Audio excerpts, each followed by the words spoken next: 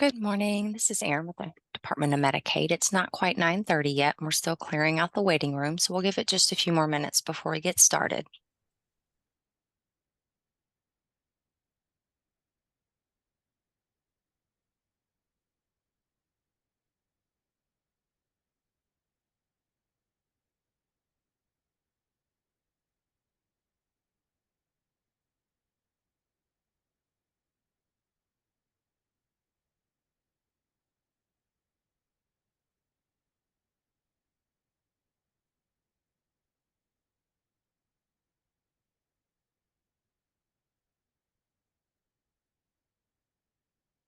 Try again. Good morning, Erin. Good morning. We are clearing out the waiting room. It's not quite 9:30. How are you today? I'm fine, thank you. And how are you? Wonderful. I'm doing wonderful, thank you. Good.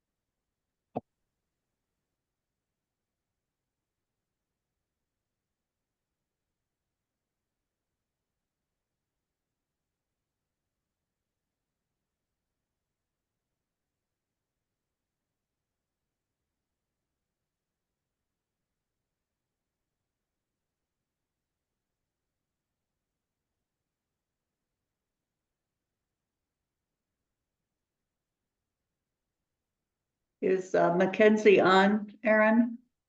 Yes, ma'am. Wonderful. Hi, Mackenzie. Hello. You just let me know when you're ready and I will take the roll. All right, good to see you. Thank you. Waiting room is almost cleared. Okay. Hey Sheila, it's Nina. For Yes. some reason, I can't get my camera to work this morning. I know you like to see us on camera and I'll keep trying, but right now I can't get a picture up. All right. Thanks for letting us know, Nina. Thank you.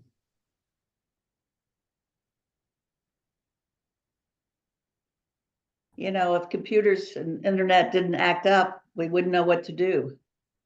Isn't that the truth? Yeah. Did you do the tried and true, turn off your computer and turn it back on? That's the only thing I ever know to do. In fact, my son-in-law is in IT, and that's the first thing he always says to me is that you turn off your computer and turn it back on. So just a thought.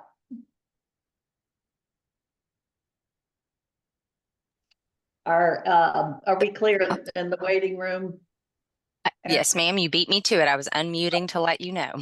Okay. All right. We have quite a long agenda today, so let's go on and call the meeting together. As the stewardess says, when you're getting ready to take off, I hope you're on the right flight. This is the Medicaid Advisory Council meeting of July 25th, and we'll call it to order. I'm Sheila Schuster, your erstwhile chair, and Mackenzie Wallace, our secretary, will call. All right. Elizabeth Parton.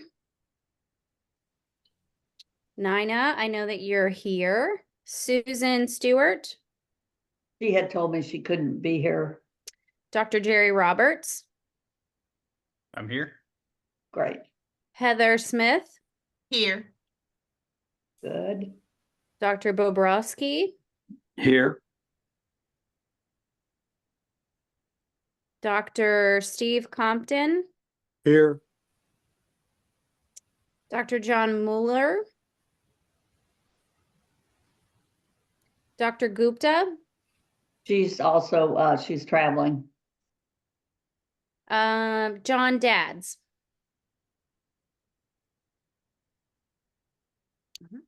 I see Heather Smith on here, so I'm going to take a check. She just didn't answer. Dr. Hannah. Here. Barry Martin. Here. Kent Gilbert. Here. Mackenzie Wallace, I am here. Mm. Anissa Franklin, She's also out of town. Sheila, you are here. Brian Proctor. Peggy Rourke, She was going to be late, but I think will be joining us in a bit, okay. Eric Wright, and he's gone today. okay. And Commissioner Lee. I am here. I count 9. 5, 6, 7, 8, 9. Yes. And I think we need 10, don't we, Aaron, for a quorum? I'm trying to recount because I have 10. Give me 1 second. Oh, okay. We'll take your number. Well, let me run through real quick. I have Sheila, Nina, Jerry, Heather, Garth, Steve, Catherine, Barry, Kent, and Mackenzie, right? Is that not 10? Oh, that's 10, yes. Okay. I had not. I must have missed Dr. Bobrovsky. My apologies. So Wonderful. that Okay. is 10. Or Mackenzie, maybe you didn't count yourself. Well, I was gonna say, I didn't count myself, so that's where it was. And I'm pretty sure that Beth Parton is gonna be on, because she would have let me know if she was gonna miss. So we might look for people who were coming in late. But Well, since, That's 10. So yeah, great. Thank you, Mackenzie. yes, So, ma'am. Since we have a quorum, we actually have 2 sets of minutes to approve. So let's go back to the minutes of March 28th. Can you all remember back to March 28th? I hope. We did not have a quorum in May, and so we were not able to approve those minutes. So I would entertain a motion to approve the minutes of March 28th, please. So moved. Who's that? Second, Thank you. And second is Kathy Hannah. Kathy. Thank you very much. Any additions, corrections, omissions, revisions? All right, all those in favor of approving the minutes signify by saying aye, Aye. Aye. and opposed, like sign. Thank you, the minutes are approved. So let's go to our more recent meeting, which was May 23rd, which we may remember better, and I'll again entertain a motion to approve the minutes of May 23rd. So moved. I'll second it with Barry. Kent and Barry, thank you very much. Any additions, corrections, omissions, revisions? If not, entertain a motion, a vote to approve the minutes of May 23rd. All in favor signify by saying aye, Aye. and opposed, like sign. Great, thank you very much. Commissioner Lee, welcome. Our perennial old business question is, what is the status of Anthem MCO? And that is still under litigation, so nothing to report at this time, nothing new. Okay. And we don't have any idea, I think I keep asking you this every other meeting.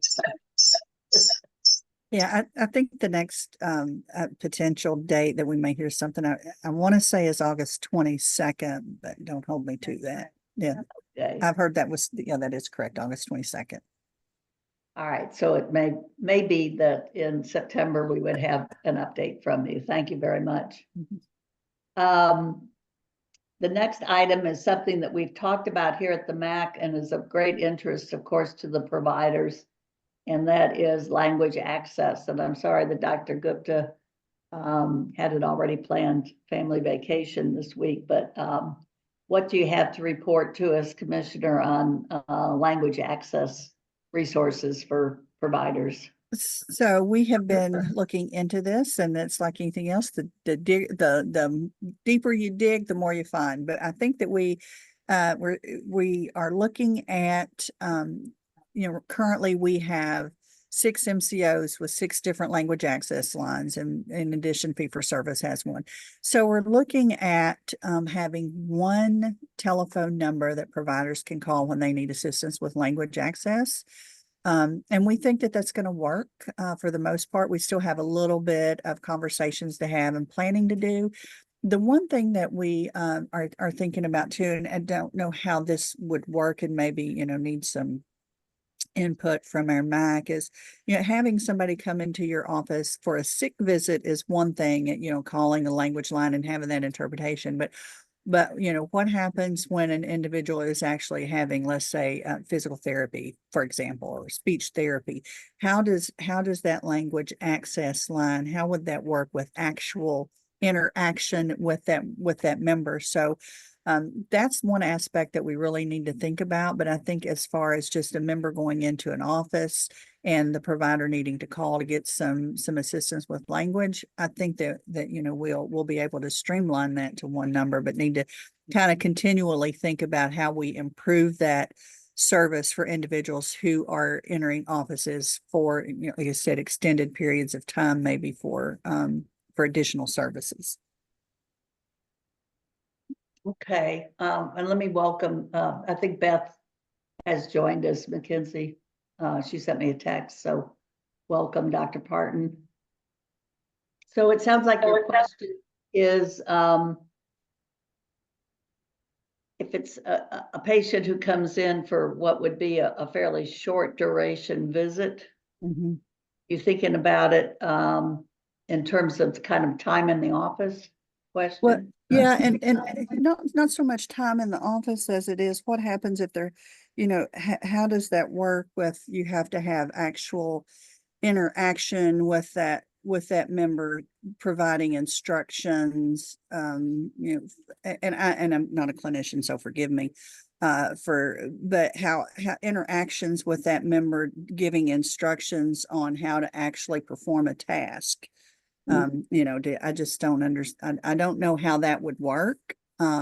But just kind of thinking through that. But I think to get us started, if we have that one number, that's going to help a little bit. I think Dr. Parton has her hand up. And so Yeah, I'm sorry. does Yeah, Kent. Beth, please. I would say that it's not any different from any other type of visit. If you're coming in for an acute care visit or a chronic visit, if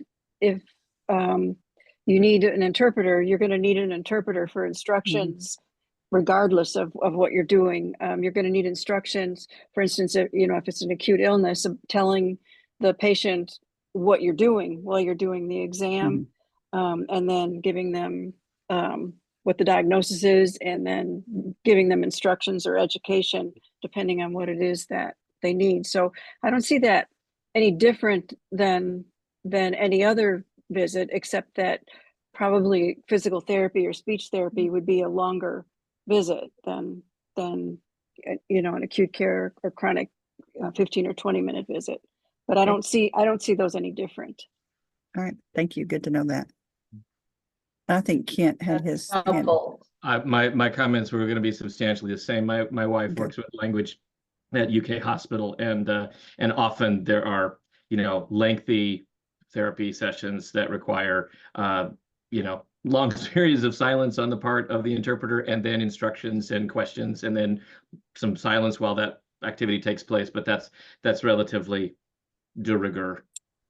Okay, very good to know. We should have an update at the next MAC on that. And if we get anything sooner, we could probably document something in writing and send it out.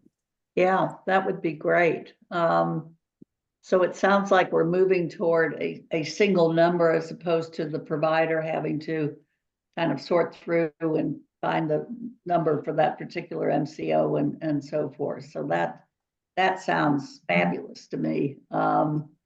Any other questions for the commissioner on that? This is Nina, just a comment. I did turn my computer on and off, and I'm still not getting video. But, another exception, obviously, is when someone's in a behavioral health facility, and our need to provide language assistance will be 8 to 10 hours for the entire therapy day, and hospitals do have contracts to ensure that that happens. Although the one number will be helpful during the assessment process. Once they're in the hospital has other responsibilities. So just a comment. Well, that's a really good point. In fact, I was thinking about behavioral health because, the typical therapy session, outpatient would be a 50, the traditional 50-minute hour or so. But my understanding from providers is that they have either an in-person interpreter there, or they have an interpreter on the line during the course of that interaction, because obviously it's an ongoing interaction. But you're saying, Nina, that during the 8-hour day that they're in various therapies at the hospital, you all have a contract with providers to cover that. Yes, and it could go up to 12 hours because meals, for example, are an important time for interaction. So it's really usually more like 10 to 12 hours, depending on the age of the patient. Yeah. So this single line might be helpful, because I guess you get walk-ins for one thing, don't you? Yes, yes. And we have arrangements for that in the hospitals as well. But sometimes there's delays. So a single access line will still be helpful during that walk-in period, for example, the evaluation. But beyond that, the hospital has a responsibility for contracting with others in person typically. Yeah. Very helpful. Thank you. Yeah, Thank you. Thank you. Anyone else have a comment or an example or a question? All right. Well, I will pass along this good news to Dr. Gupta, who's the one who's brought this up and kept it alive. And we do appreciate Commissioner Medicaid looking at that and looking at making a single access line available. So we'll keep that on the agenda and hopefully have a final answer from you. Something just occurred to me. Yes. What about when a non-English speaking individual calls in with questions or calls in to make an appointment? I believe you can still use that. There's a three-way, we can Yeah. arrange a three-way call and still Yes. utilize that service. Yes, Okay, thank you. it's my understanding, but we'll definitely clarify that.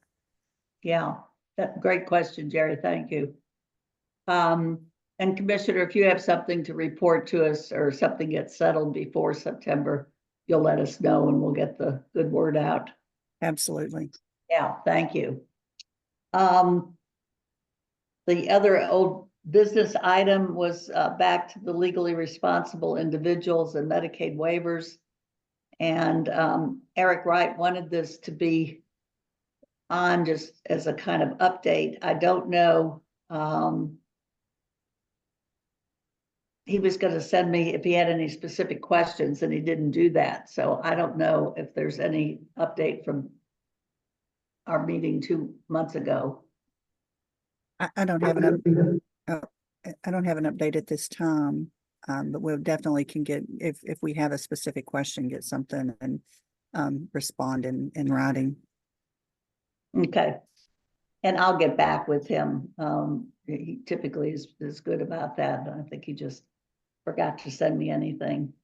So under kind of new business, this next item I think is going to be the focus of a good deal of work on the part of the MAC and communications with DMS, because CMS has finalized their rules that is telling us what we need to do. We talked about this a little bit at the last meeting. There are changes that have to be made in statute to the way our MAC is set up. And then we have to establish the new Beneficiary Advisory Council, which I guess will be called the BAC. So I'll hand it over to you, Commissioner, if you're going to make that report for us. Yeah, sure. Thanks, Dr. Schuster. So yeah, as Dr. Schuster said, CMS did finalize rules relating to several things. There are three major rules, and it covers, basically has three prongs. It covers enrollment and coverage, maintenance of coverage, and access to services. Also has some quality parameters. There's some language about, or some rules related to directed payments.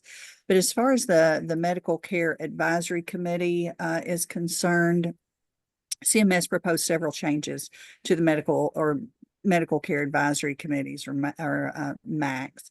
And which haven't been updated in over 40 years. So they proposed to require both a Medicaid Advisory Committee, which is a MAC, and they've proposed or they finalized a new new beneficiary advisory group, which is a BAC or BAG. These changes, you know, would be effective 60 days post publication with a 1-year compliance timeline. So yesterday, I think Aaron sent out a whole, it's a spreadsheet or a listing of all of the changes in these final rules with compliance dates on that. And you'll see that in January of 2025, we have to be compliant with the new rules related to the Medicaid advisory committee, and that the individuals that we choose for the back have to have lived experience. And so, for example, at least going forward, at least 25% of those back members would also have to serve on our MAC. Now, those compliance dates, I think, are up into 27 with that full compliance of those 25% of the MAC of the back members being on the MAC.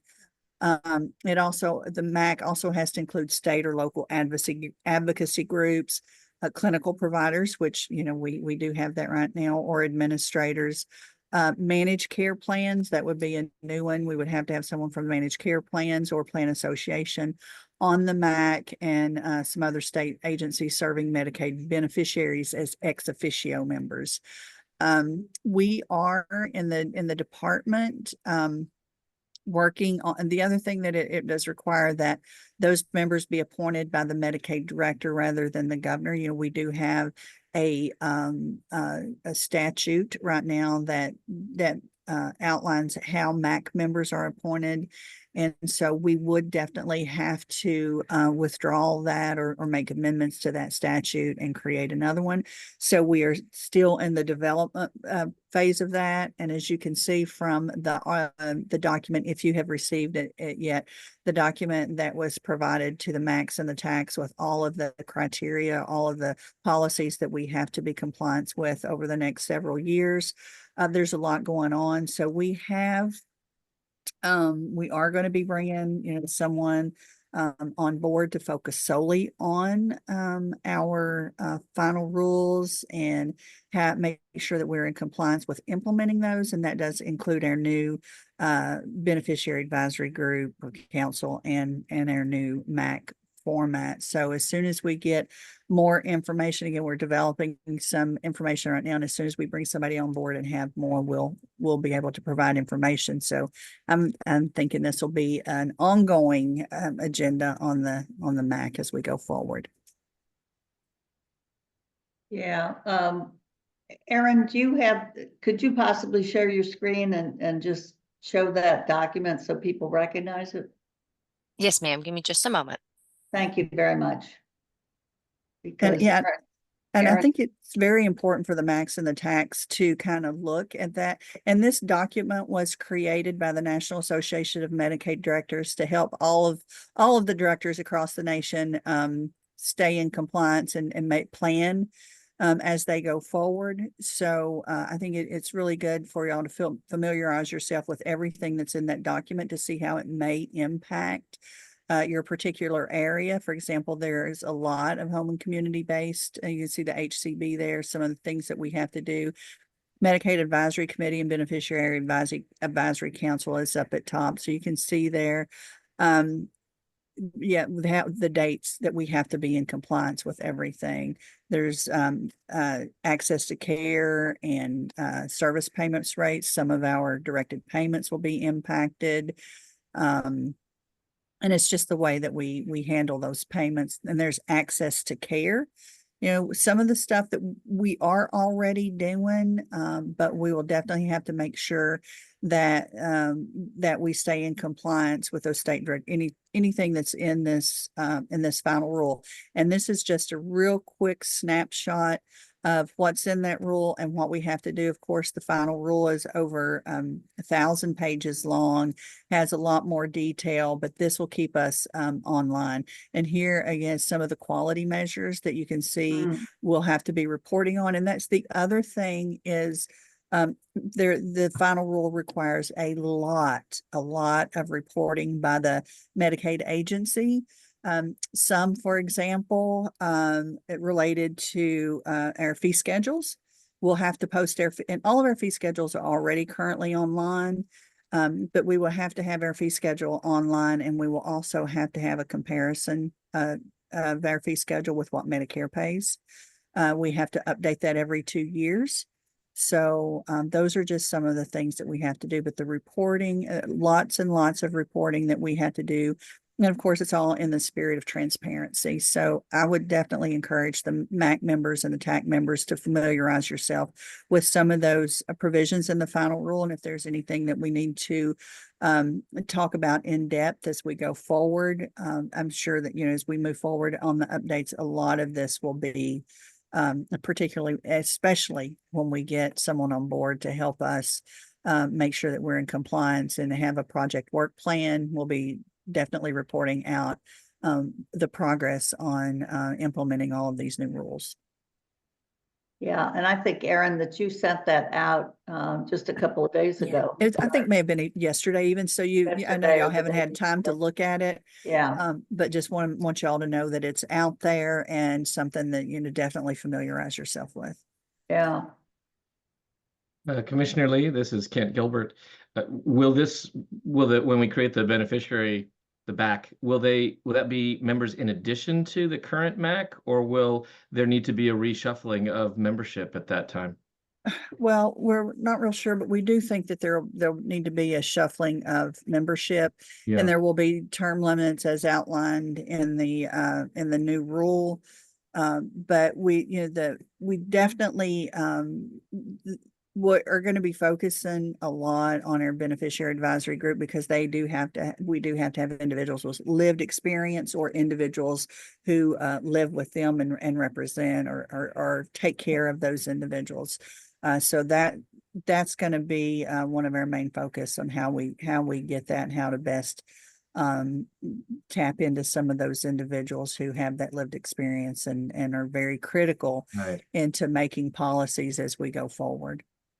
And one other question, I know that we've had conversation about how best to better create portals to the legislative process in terms of either a legislative observer or legislative members participating in the MAC.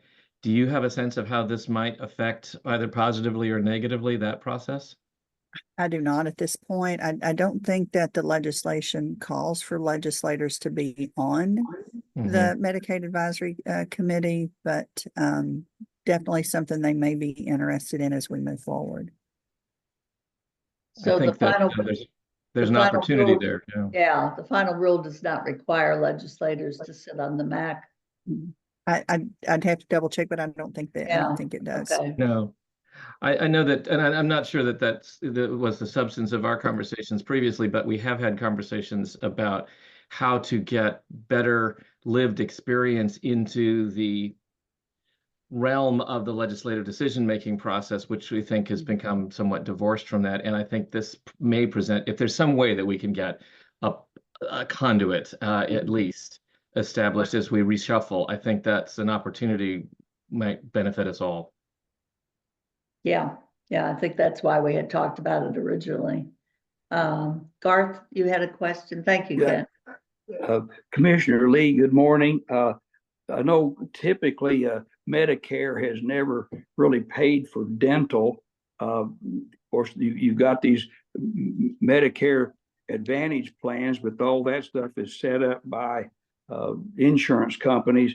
But I was just going to, and I know you probably haven't got a solid answer on this one yet, but just how will the plan be to do those comparison charts on fees when Medicare typically did not even cover dental? Yeah, in those areas, and I go back and double check the final rule. It's been a while since I've read it. I think there are specific areas that we definitely have to compare Medicare. I'm not sure dental is one, and if there isn't a Medicare fee schedule, we would just have to notate that there's not on there. And Garth, I'm glad you brought up the Medicare Advantage plans. There is a rule related to Medicare Advantage plans too, and to promote more transparency and make it easier for individuals to choose one of those plans. I don't have information on that yet, not able to speak intelligently about it because I haven't read that final rule, but that is something that will be coming out too. Just making it easier for individuals to be able to choose a plan and something. I think that if that they need to be more streamlined, and there'll be combining of some Medicare Advantage plans, and a carrier, for example, will not be able to offer 4 or 5 or 6 different plans. They have to streamline those, and there's criteria around all that. Okay, I know, well, we're coming up on the fact that we're telling patients to buyer beware. Because like you just said, these different companies are coming up with multiple plans, and they're taking the customer is getting shammed because they think they're buying some access to dental care, and it may just be a cleaning only plan. So I hope some transparency comes for the people that are selling those plans. Or maybe and I don't know the relationship that has to go between the state and developing this and dealing with individual private companies. I don't know the dynamics of that yet, but we'll learn. I don't want to get off topic, but there was something in the proposed final rule from last year that on the broker side that would standardize commissions for patients signing up for Medicare Advantage plans. Historically, let's say, plan A they would make a higher commission, plan B, they would make a lower commission. So they steered them towards a specific plan. One of the things in the proposed rule last year was to standardize commissions for signing a patient up for Medicare Advantage plans. And hopefully the function of that is for the brokers to act in the patient's best interest, not theirs. Yeah, and I think that the whole point of some of these new final rules, particularly around access, is to be very transparent. And with the Medicare Advantage plans, it's the same thing to, promote transparency and also coordination of benefits. So if Medicaid, for example, in Kentucky covers dental, and somebody is also, if they're dual eligible, then they should know what their Medicaid benefits are when they sign up for a Medicare plan, a Medicare Advantage. Yeah, there's lots and lots of questions there. I do think that Kent raises a good question, because there are a number of us, myself included, Kent, and others who are McKinsey, who are appointed to represent various groups of Medicaid beneficiaries and do not necessarily have the lived experience. So we would not qualify probably to serve on the MAC. And I think we'll have to make a decision about how large the MAC gets, because it sounds like the MAC could get pretty large with adding MCOs and adding. Now, some of us would probably switch over to a different hat if they're looking for representation of advocacy organizations. Many of us are in that. So I think the other thing, and I think we had a discussion about this, if not the last MAC meeting, the one before.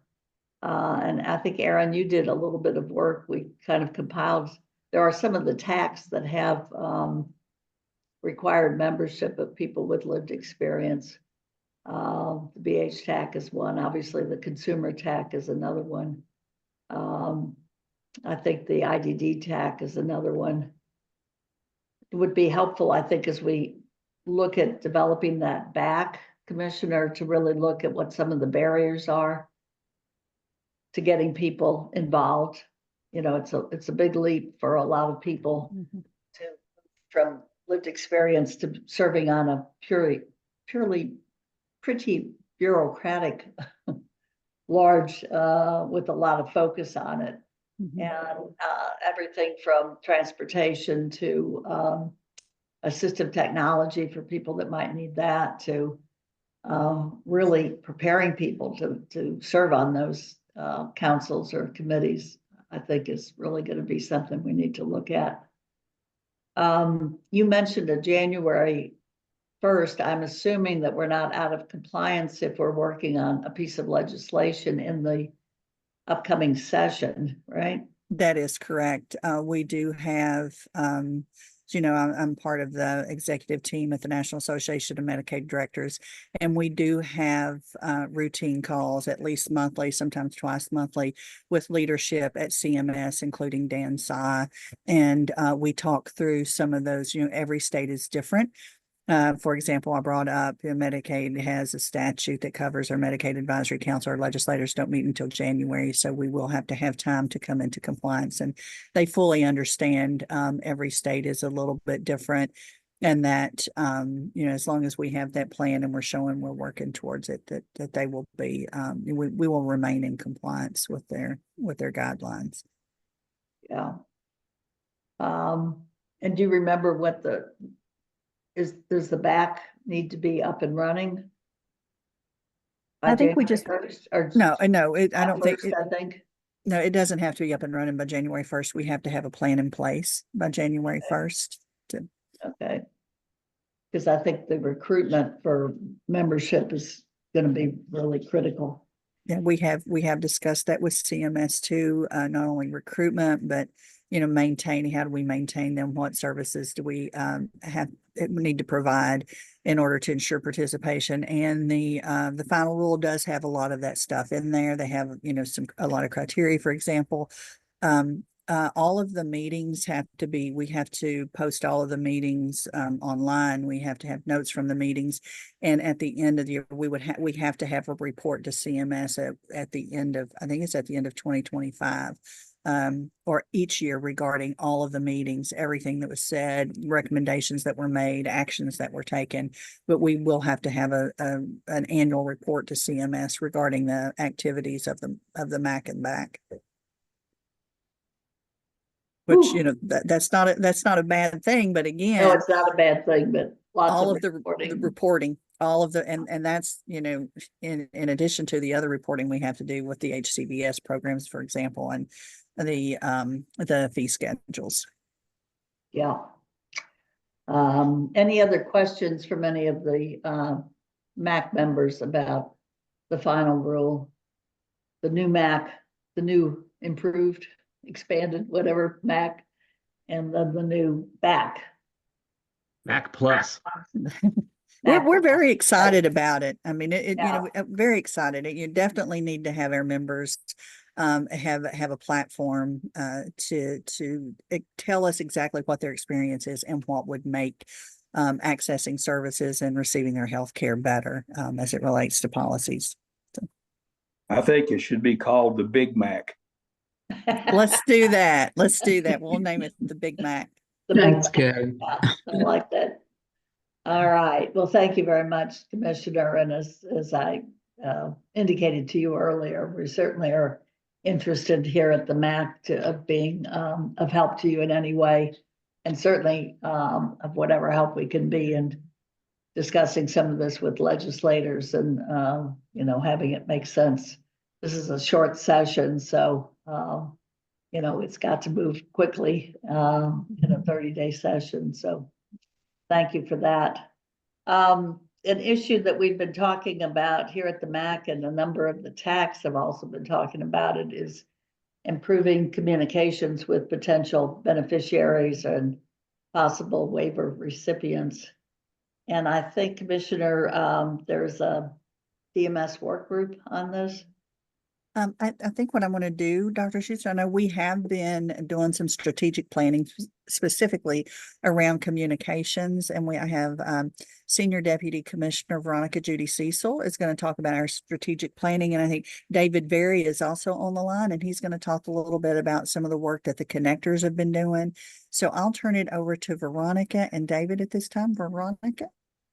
Great, thank you. Hi, good morning, everyone. Veronica Judy Cecil, Senior Deputy Commissioner here at Medicaid. We are embarking on strategic planning. And for those of you who have gone through that, then you can probably sympathize or empathize with us.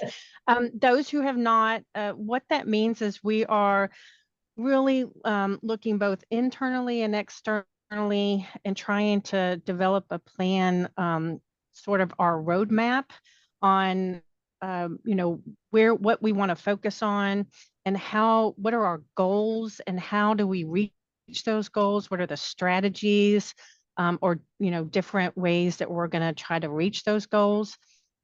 And to do that, we are, and part of this really is also looking at our members, our providers, and just kind of every stakeholder that engages in the Medicaid program, from whatever, you know, point they do that, to try to help us understand a little bit more about that interaction and inform, you know, the development of our goals and strategies. So we are embarking on strategic planning.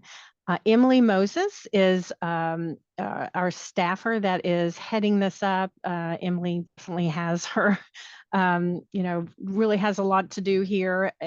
But one of the first things that we're going to do is a stakeholder survey. And so we just recently released this. We released it back on the 16th of July, and we're going to keep it open through August 16th. And Emily is posting the link to it. This is open to everybody. This is not just MAC members or TAC members. Really everybody on this call today in some way, shape, or form interacts with Medicaid. And so we want to hear from you. And so we ask that you fill out the survey. The more people who fill it out, you know, the more informed we are. And so we're really encouraging it. But, you know, and we'll keep you guys posted on our progress through strategic planning. You know, the department has never done this before. So we're really excited about where this could lead us, and, you know, have us all on the same page. And just, you know, a great way for us to communicate and let folks know outside of, you know, the department what we're doing, our mission and our vision. You know, we're really kind of updating all of that. So want to hear from everybody. And we kind of felt like, you know, this really sort of plays into communication. This is one of our efforts to try to help communicate better with those, including our beneficiaries, our members, about what's, you know, how does Medicaid impact them and what can we do differently. Now, more specific to this line item, I am going to turn it over to David because I think he has some updates about the request and what we've been trying to do. Good morning, everybody. David Berry, Assistant Director of DMS Health Plan Oversight in Kentucky. That means Connect, our state-based marketplace. We call our navigators connectors. They're also connectors who are certified application counselors. They work in hospital settings and some other facilities and that kind of thing. We kind of all put them under the umbrella of connectors. And unlike the federal system, and really unlike any other state in the union, our connectors carry a pretty heavy load in not only helping people with state-based marketplace, the qualified health plans, the ACA plans, but helping in Medicaid. And in Kentucky, because we're part of Medicaid, which is also rare, but a wonderful partnership that we're actually part of the department. They help people with all kinds of Medicaid, Magi and non-Magi. They can even get that application started for long-term care. And we have provided kind of some point the way help, job aids and that kind of thing on how they can help people who are seeking a waiver, which can be very, very complicated for both the person who's applying for the waiver and the person who's assisting that individual or family. Current day, we have some job aids that we have one-pagers that we've distributed to the connectors and to our licensed insurance agents who partner with us as well. That is also, we're the only state that does that.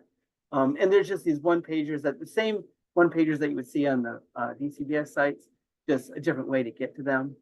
And we're planning soon on once our people in DMS are putting together a waiver 101 for internal staff and others, but we're going to run that to our monthly all hands connector meeting. We usually have several hundred of them actually meet with us every month.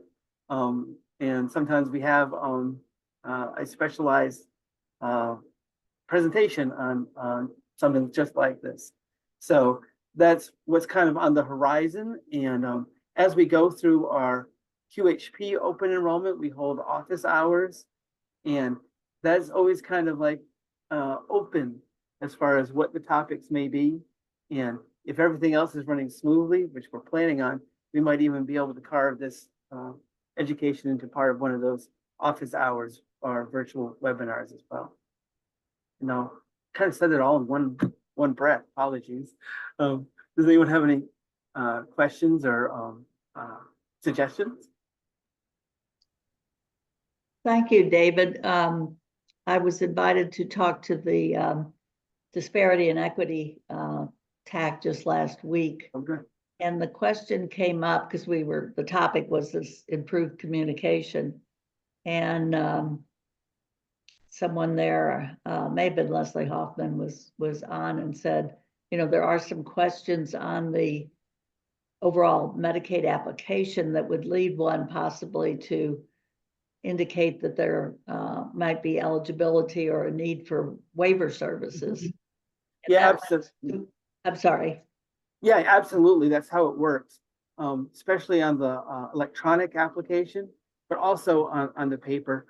If on the electronic application, it's no wrong door. You just start filling it out, and the fully integrated system will then figure out where you best can be served. If you answer certain questions about your age or a disability, for example, it'll then all of a sudden stop populating resource questions because it knows that you are a non-magi potentiality. If you say that you live in a nursing home or something like that, it may all of a sudden load and start asking questions that would be appropriate for long-term care. And if you answer questions that show that you might be appropriate for waiver, it at least gets that going. The first step towards a waiver application is a Medicaid application, of course. Right. So we're always willing to take feedback. It's how we can improve this process. But it's pretty remarkable, and it is indeed unique among the 50 states plus DC. Well, the question that came up, and I'm delighted to hear that if somebody's doing that initial application online, that the software takes over and kind of takes you where you need to go with more questions and so forth. The discussion we got into was whether the connectors themselves had the education and training to know to follow up. And our impression was that they did not necessarily have that, that they may not have been trained or are not reminded in their training about what to do with those initial questions and what the appropriate follow-up questions or direction might be. And so I think there was some discussion about that. And it sounds like, David, that you're planning some education around that. I just wonder about connectors that have been out there for a while. You know, we always have new ideas, and so new people coming into a system always get better training than the people. Oh yeah, absolutely. Years ago. And so I'm just curious, because we actually had a connector on there who said that they did not get essentially waiver training in their initial education as a connector. So I guess you're the right person for me to be asking this question of. Oh, that's a very honest question, and we're always looking for good feedback, and sometimes good feedback isn't positive. You know what I'm saying? And that's definitely a delta and definitely a takeaway. That's why we're trying to increase awareness of what waiver is and how to apply and kind of a step-by-step. We're really looking forward to this Waiver 101 presentation that we'll get to do. That invitation will go to all connectors existing or newer.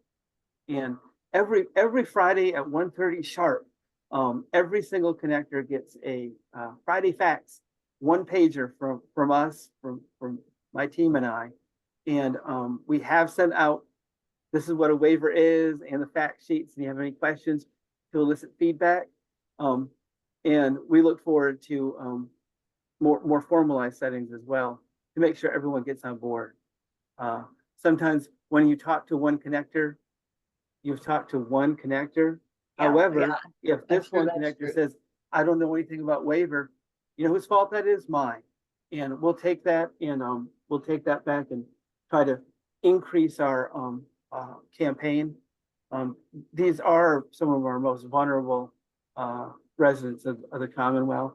So if we Well, have and to triple I our don't- efforts, we will. Well, I appreciate that, and I don't share that in the spirit of criticism at No, all.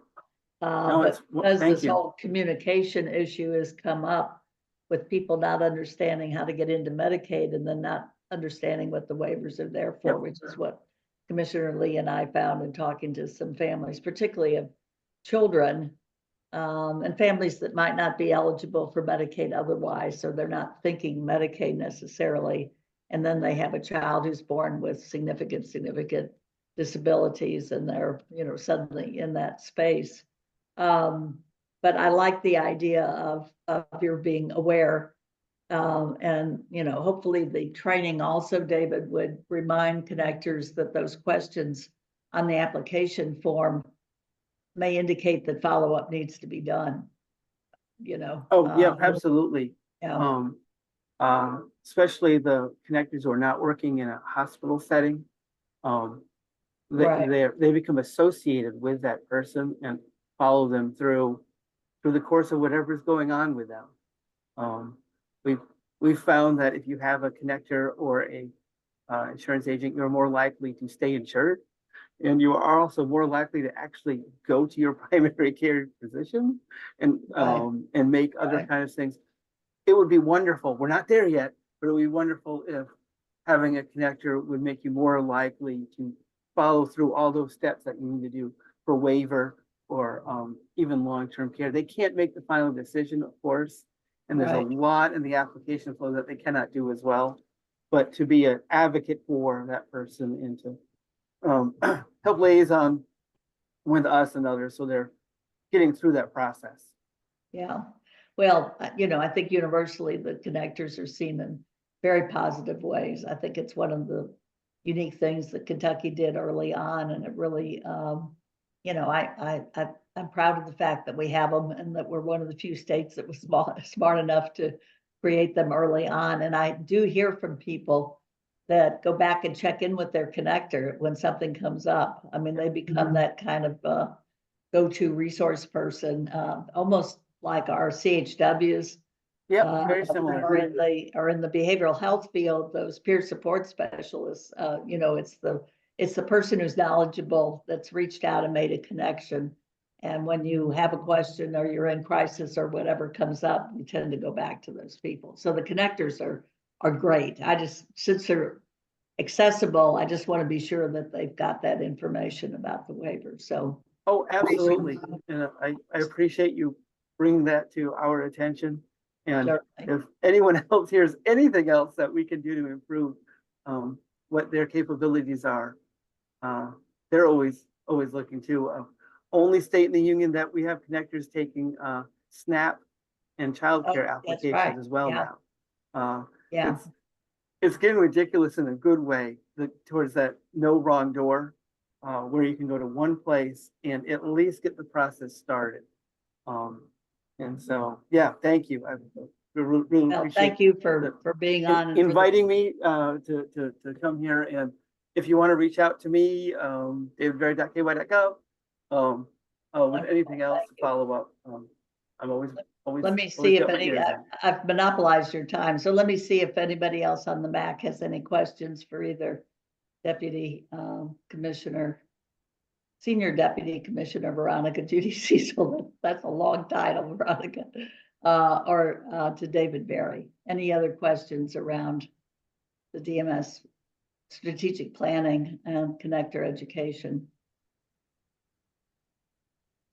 All right. I have been gathering some information from MAC members, from TAX and others, and let me just share a couple of things, Commissioner and Veronica, as we kind of think about this, and then some of this may be helpful in terms of the strategic planning as well. So some of the ideas that have come up are the importance of working with schools to get the word out about Medicaid and the waivers. They have a captive audience and, you know, they create great opportunities. In particular, they have open houses or back to school nights for parents and students. It's a great place to get the information out and just to ask some of the questions. And also to meet with the PTAs, because obviously the parent involvement there is very important. Another category of people is to work with the faith community. So often our churches, you know, address some of the social determinants of health or the health-related social needs. And so they're very interested, and they hear those pastors, ministers, and the people. Kent would tell you that he probably knows the health needs of many of his congregants. So one of the ideas, and we used to do this in the behavioral health community, is to meet with faith leaders and even give them a little breakfast early one morning and, you know, provide some materials and so forth. The other thing is to provide materials for them to distribute at their church services or synagogue or temple services. And many of them have groups that focus on youth or groups that focus on the elderly or parenting groups, that kind of thing. So it's another good way to get the information out. Obviously, we want to work with our minority communities, and several people have said, you know, the Latino community in particular very often will have health fairs or gatherings. We know in many communities where the hub, if you will, of that community is. There are Spanish newspapers, there's Spanish radio stations, even some of the local cable stations are Spanish speaking, so there are lots of opportunities there to get the word out with our minority communities. And I think the same is true of our Black communities, particularly through, again, the faith leaders, but also as they're gathering about other issues to be sure that they've got, and there are a lot of health fairs that are conducted in conjunction with those social service agencies. Obviously, social media and media. Facebook is still very popular, I'm told, particularly again with the Latino community. The best outreach to rural communities is the radio. They're much more likely to have a radio as their source of news and entertainment than television, and perhaps producing some 30-second spots. Articles and ads in local community newspapers, which typically are hungry for information. So sending in an article about a health fair or that kind of thing, or a new benefit that Medicaid has, could be helpful. And then apparently the Kentucky Broadcaster Association can be helpful in terms of public service announcements. And I think there's some rules around that and so forth, but radio is certainly cheaper than television, we know. And there are, I think, some requirements for PSAs that some of those channels have. Reaching out to any number of sister organizations or agencies. So the ad districts, certainly the area agencies on aging, Commission on Children with Special Health Care Needs, your local United Ways, AARP and the retired service volunteers, and then local hospitals. I was interested that one of the people attending one of the TAC meetings, I think it was the Disparity TAC, talked about working at a hospital, particularly around pediatric issues, and finding that there were a lot of people that were not familiar with the waivers, for one thing, and didn't have a good source for putting materials out just for people coming through. And we know that a lot of people are in and out of hospitals. I would think around maternal health would be the other place that hospitals could be really helpful. And then there was some discussion about the screening questions on the waivers and the training for the connectors. And I don't know if Peggy Rourke is on, but she and I had a long discussion about this, and she felt strongly that making sure that providers have that information in their offices. And, I think it's an ongoing issue to keep things like that fresh and, easy to read and maybe available in at least English and Spanish.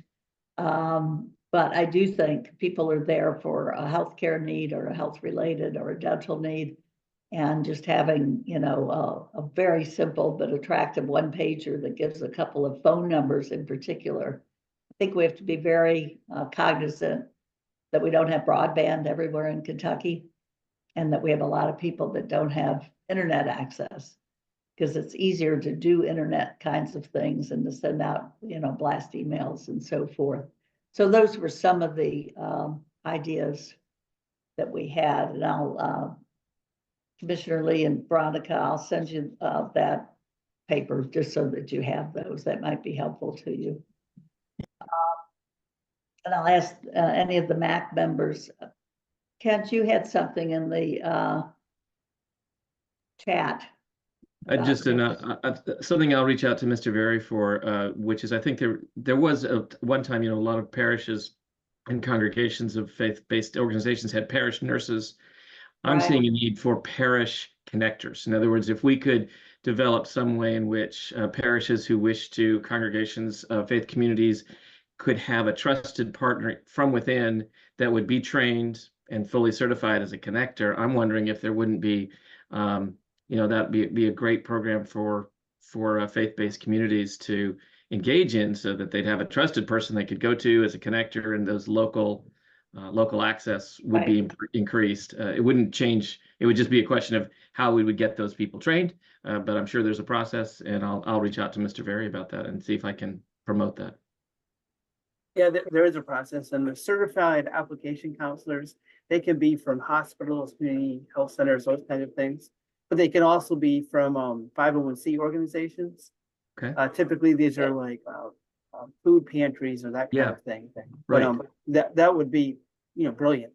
And many of them that are in like a food pantry or something are also doing staff applications as well. Right. And obviously that has a lot of advantages. So yeah, I'll get with you, or send me an email, or I'll send you an email. How a 501c organization can apply for that process. Perfect. Thank you. Great. That's a great idea. Love it. Great idea, Kent. Thank you. Hey, Sheila, I'd like to say, Yes, this is Barry. Barry from Primary Care Centers. We've had a lot of great luck with our connectors. And then we're having some connectors in the Kentucky Community College system as well. And they're reaching a lot of people, and it's a great program. So keep up the good work. Yeah, that's a great idea. I was thinking schools more K through 12, but obviously the KCTCS and probably at the other campuses as well. It's a little bit harder to quite figure out, but there are a lot of college students that are in that in between. They may have just rolled off their parents' coverage and be kind of lost about that. Yeah. And the average age of a community college student is 32, something like that. They're slightly older. Right. So they're not with mom and dad, and Right. it's really, really a good example. And many times need food or childcare assistance. Yeah. Sometimes that childcare assistance is the benefit cliff of whether they're going to be able to continue their education or not. So Right. yeah, great. David, there's a request in the chat for you to put your email address in the chat, Yep. please. Oh, someone already did. But he just put Love it in there. So Tis I, that's me. yeah, there you go. David.Very, Verry. Thank you so much. Any other suggestions along those lines? All right. Thank you so much, Veronica and David, for being on. That's very, very helpful. Commissioner Lee, you were going to talk about the recent Supreme Court rulings and some that might have some impact on Medicaid and services. Yeah. Sure, and thank you. And before I get started, just I am not an attorney. Just want to give you a little overview of what we've been talking about at the national level related to these court cases. So basically, over the last several weeks, there have been a number of court decisions that could have an impact on federal agency regulations and overall, or challenges to those federal regulations overall, with specific challenges to actions taken by CMS. There have been recently 3 Supreme Court cases that have implications for federal agency regulation actions overall. And basically, these actions shift authority from federal agencies to courts for the purpose of interpreting ambiguous federal law. So that's one that we're keeping an eye on. Another one extends the statute of limitations for initiating legal challenges or of regulations. And then the third one gives defendants who are subject to Securities and Exchange Commission civil penalties the right to a jury trial. And so that could have broader implications for civil compliance actions. So basically, a common thread among these decisions is an examination of the role the courts play in determining under the federal, I think it's the Administrative Procedures Act, whether federal agency regulation actions are permissible in relation to the plain language of a federal law enacted by Congress. So basically, what this means is it could be relevant to Medicaid programs because CMS, they often issue regulations or rules that, such as all the final rules that just came out, that interpret and apply federal Medicaid law. So, CMS, when individuals or when states submit 1115, CMS usually reviews and negotiates that with states whether to approve or deny their demonstrations. And Kentucky does have a current 1115 that was just recently approved, a re-entry waiver. But basically, we're just keeping an eye on all of this and some of the actions that have come out that haven't really referenced these cases. For example, both Indiana and Georgia have 1115 waivers that expanded their Medicaid program. But those waivers do have some provisions very akin to work requirements and premiums that are currently being challenged. And in Indiana, depending on how that goes, of course, Indiana is very concerned right now that if the challenge is upheld in court, that it could have an impact on their overall Medicaid expansion program. So the good news for Kentucky is our Medicaid expansion is in a state plan amendment. We don't think there'll be any challenges, but just wanted to alert you all to the fact that there is those court cases and some challenges to some Medicaid agencies already related to those recent decisions. Just putting that out there. We are keeping an eye on this at the national level and tracking those court cases, such as the one in Indiana. Georgia, I think there's another one in Tennessee that is not related to Medicaid expansion, but there's a few more. But we're just kind of monitoring and watching the situation just to see where it may go. But just wanted to alert you to that. And not sure I can answer any questions other than those court cases do have the potential to challenge CMS interpretation of certain laws as we move forward. I assume that first is that Chevron ruling. Yes. Yeah. Yes, that's what it's been referred to as the Chevron. But there were 3 specific. For us non-attorneys, there's been a fair amount of newspaper coverage that has explained that, where basically, I guess the justices said, no, the courts will decide, Yes. For those of you who have not worked with regulations, when I do my advocacy training, I talk about you pass a statute and that's like framing your house, but you can't live in it. And so it's the regulations that put in the wiring and the flooring and the windows and the HVAC and so forth. So it literally is the crossing of the T's and the dotting of the I's. And of course, those decisions are made by the agencies, federal agencies or state agencies, by people that have, in most cases, longevity and a lot of knowledge about the specific thing that the regulation is written about. So it's a bit disarming, at least to me, to think about a judge who was trained in the law, but was probably not trained in healthcare in any sense, looking at a CMS reg and deciding that they know best how it should be interpreted, which I think is basically what Chevron does. Yeah. We're definitely keeping an eye on things, and if we see other cases that are coming to bear, then we'll let you know. But the Indiana and the Georgia one, a little bit concerning for them, because again, they do have their expansion in an 1115, and we think that the challenge may be that those 1115s are a little bit more maybe stringent than they should be as it relates to work requirements, or it doesn't really keep with the intent of the Medicaid program to provide access to care. But definitely, Dr. Schuster, I think that you've hit the nail on the head with the concerns that Medicaid directors have as to who gets to interpret that ambiguity. And we know that there are several regulations or statutes that are ambiguous, just for the sake of having to have some flexibility.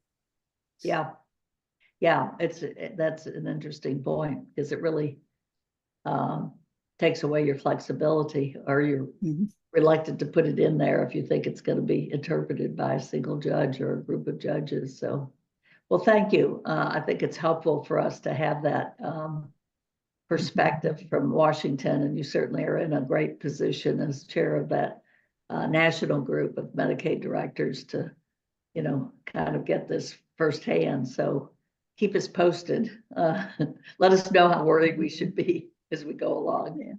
Yeah. Right now, not too worried right now, but as it goes along, Any questions from any of the MAC members of the commissioner on that issue? I don't know if we've got any attorneys, probably not on the MAC, at least in our current makeup. So, all right. We have exciting news that we have a new school-based services grant, and are you going to talk about that, Commissioner, or somebody else?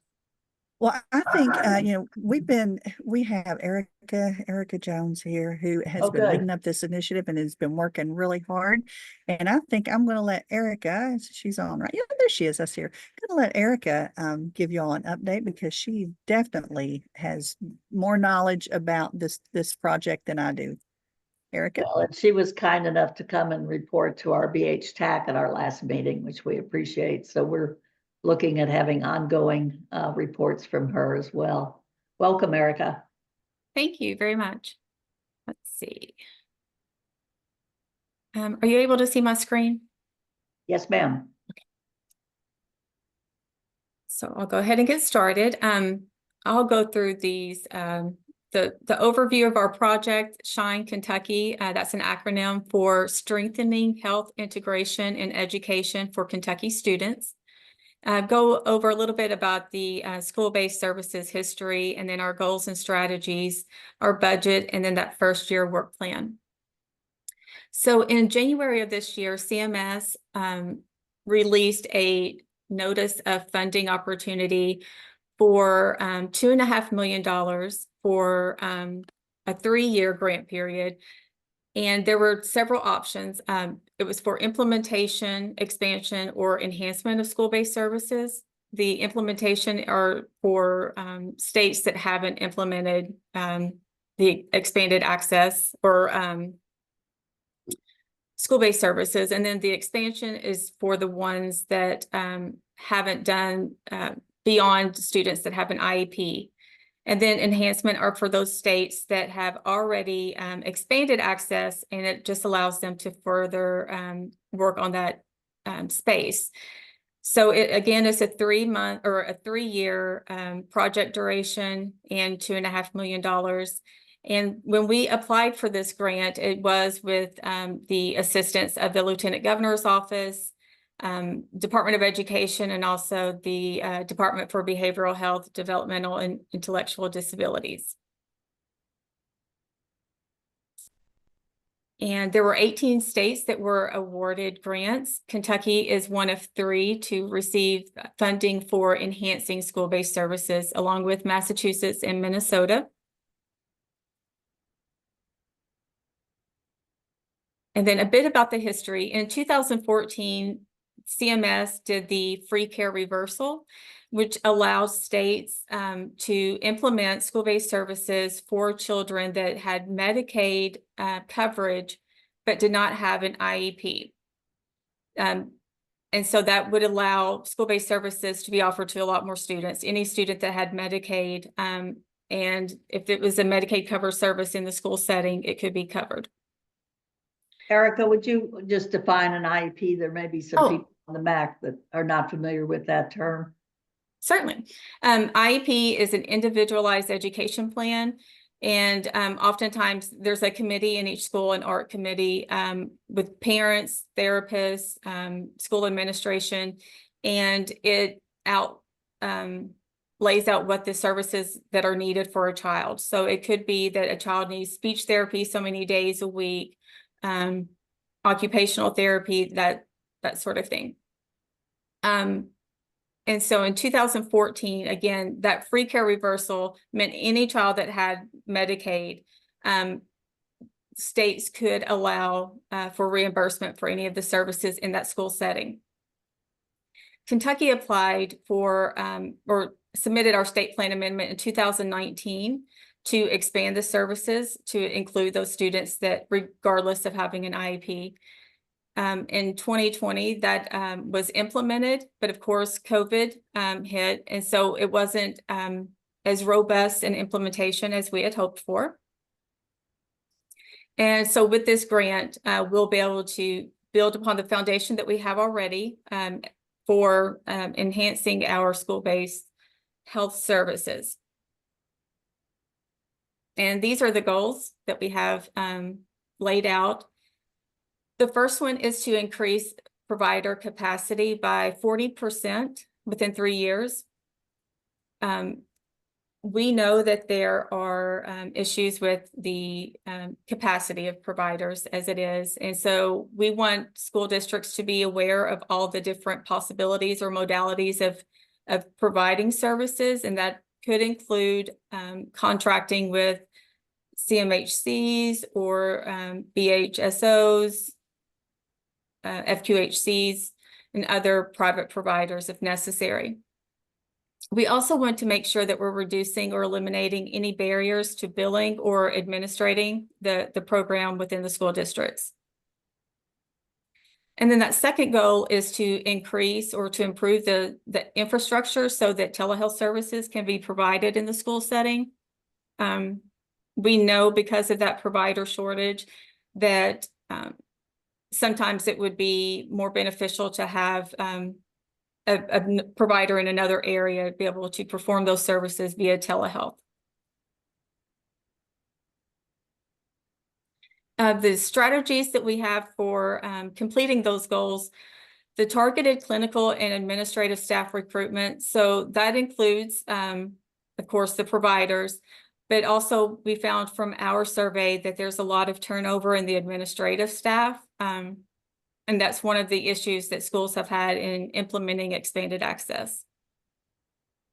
We are also launching the Shine Kentucky Grant Program. This is to award 7 school districts $100,000 each to model enhanced behavioral health services within their school district, hopefully with the intention of rolling those out statewide. The training and capacity building, we plan to do a very comprehensive training for school districts that may not already be using expanded access so that they're more comfortable with what it entails, the covered services, and also getting parental consent and other training as needed. Apologies, my mouth was getting awfully dry. The outreach and community engagement. So we want to make sure that there's a continuity of care. So if a student is receiving services in the school setting and that's not the same provider that they're seeing in the community setting, we want to make sure that we are engaging those community providers as well. And also that there's increased parental involvement so that they, again, are aware of the services that are available to their children in that school setting. And then going back to the telehealth, making sure that there is the necessary infrastructure and the physical and technological infrastructure for to be able to provide the telehealth services. And then the project budget for the 3-year period.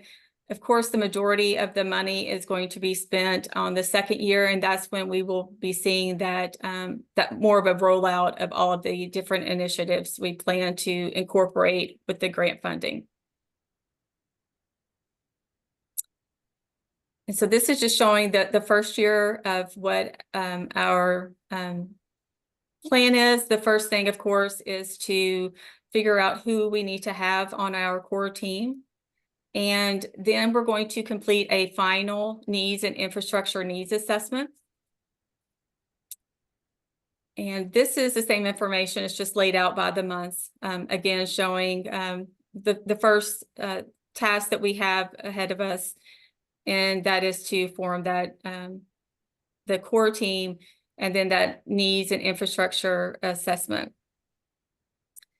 And so doing that, we want to identify the stakeholders, engage them, develop a survey that will be able to capture all the data that we need. But we also know that there have been a lot of other surveys that have gone out, including DMS. The School-Based Health Alliance has sent one. So several other different agencies have sent out surveys regarding school-based services. So we want to also synthesize those findings as well to make sure that we have a true picture of the landscape of school-based health services so that we can actually know what we need to, what those final needs and infrastructure needs are.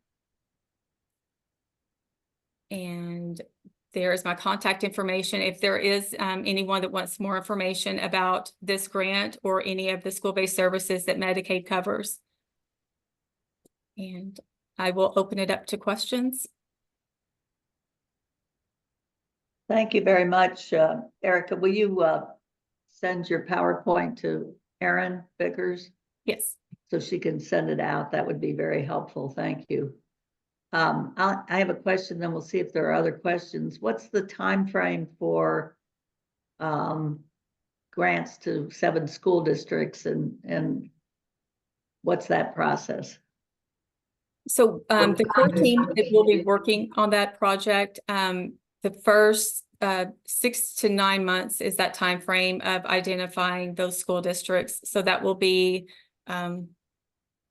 let's see, around January, I believe, we'll start our process of determining which school districts, how they will apply, and then determining which ones will be awarded those funds. Okay, because I would think there would be a lot of interest, and the money is specifically designed to do what? To enhance behavioral health services within that school district.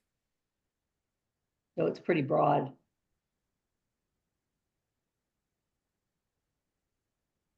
Great. Any other questions from any of the MAC members?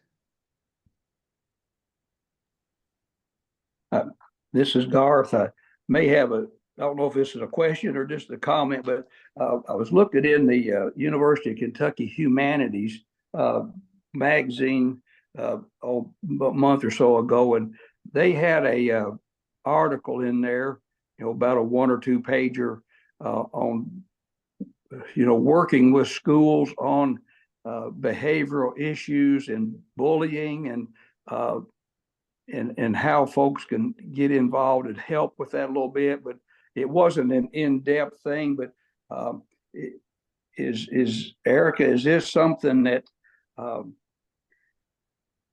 communities can get involved with and with their schools to look at behavioral health and health issues like that to decrease bullying, other societal issues that really can have long-ranging effects on people.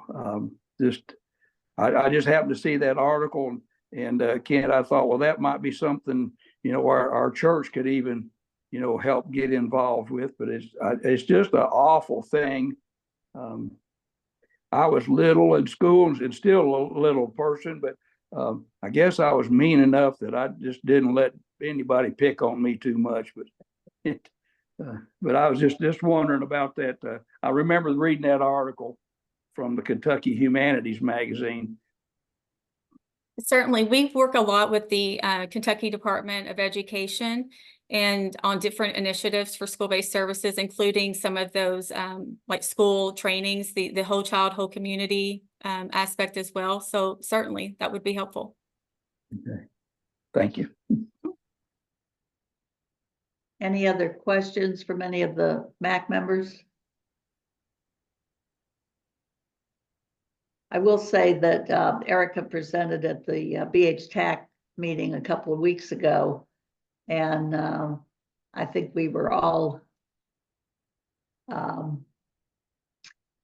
don't know if disappointed is the word, but the Medicaid billings for behavioral health for both the kids with IEPs, who are typically kids with an identified disability, and the kids without, who are Medicaid eligible, was really minuscule. And part of that problem, I think, is being addressed in this grant, as I understand it, Erica, and that is that the schools are either not knowledgeable about or are reluctant to get into the business of billing Medicaid for services. So that's one piece of this. And the other that I think this grant is also going to address is that some of those services are provided by outside providers, such as the CMHCs or one of the, we call them BHSOs, Behavioral Health Service Organizations, or Barry, one of the FQHCs, Federally Qualified Health Centers that have behavioral health providers. So I think we talked at some length at the BH-TAC meeting about how to get a much more comprehensive and more accurate picture of what's really happening in the schools. The stuff that's being billed by the schools, and then the services that are being billed by outside providers. So that's an ongoing discussion that we will have at the BH-TAC meeting. The other thing I would point out is that Senate Bill 2 that just passed in this 2024 session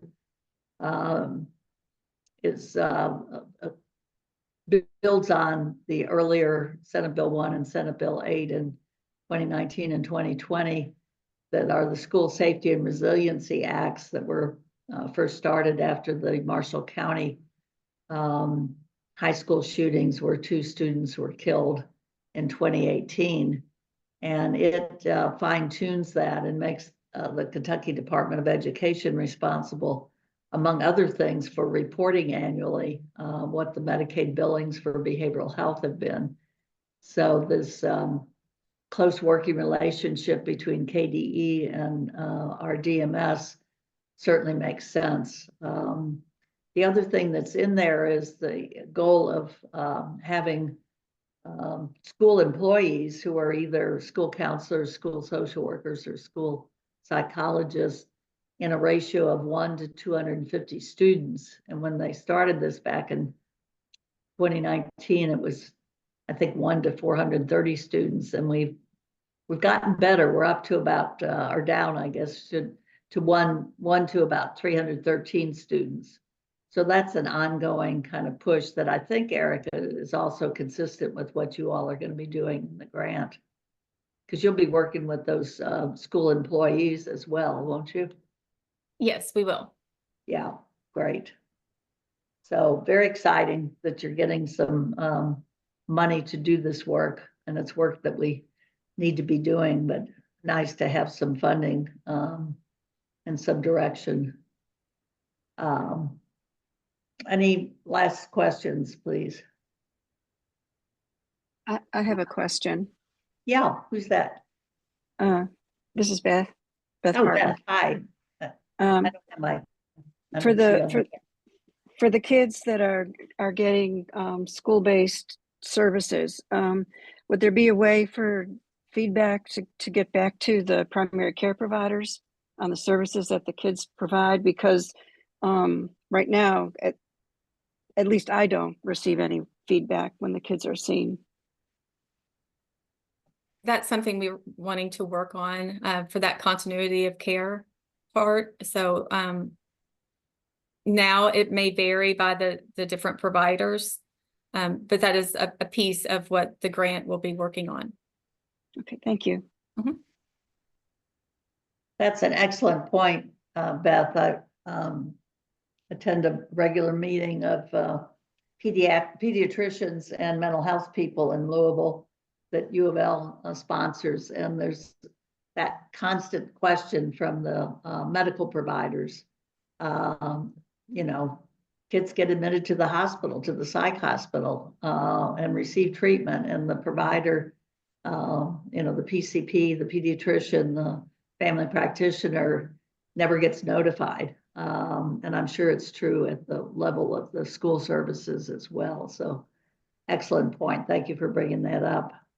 Yeah, you know, along that same line, with behavioral health, we never receive any reports or consultations or feedback from behavioral health providers regarding diagnoses or treatment of patients, any patients, kids or adults. So it would be great to get some kind of feedback. In the past, I was told that information was confidential and so it wasn't shared.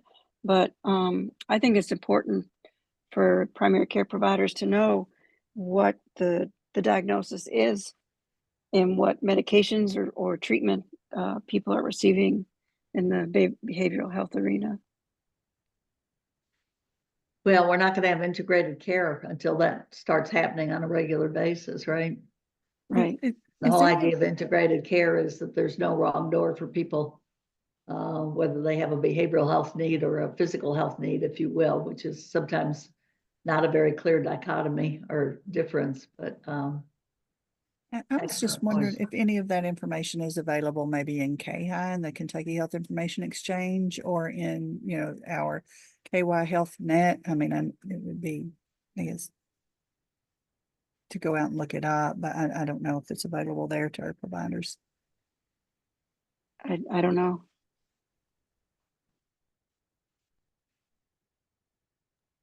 you know, it's there's such longstanding stigma around mental health and addiction treatment.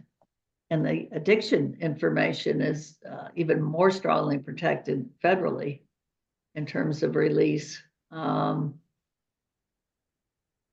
what do you all do in terms of being in touch with or communicating with the PCP? You may not still be on. It's certainly, no, I can hear you. It's certainly desirable, but it does require the patient consent for communication. Yeah. And sometimes there might be a reluctance. I think it's easier probably with the pediatric patients and with the psychiatric patients than it is with the addictions patients. As you've said, the federal law that protects communication about addictions treatment services is pretty strong and supersedes state law. So we have to have that consent from patients to communicate. I agree with you wholeheartedly. You can't really have a really integrated care system until such time as you have that communication back to PCPs. I know in an ideal world, I would hope that with patient consent, the physician would call another practitioner or, you know, APRN or therapist or whatever. So there's that direct communication, not just a release of paper information. But I know it's a dilemma.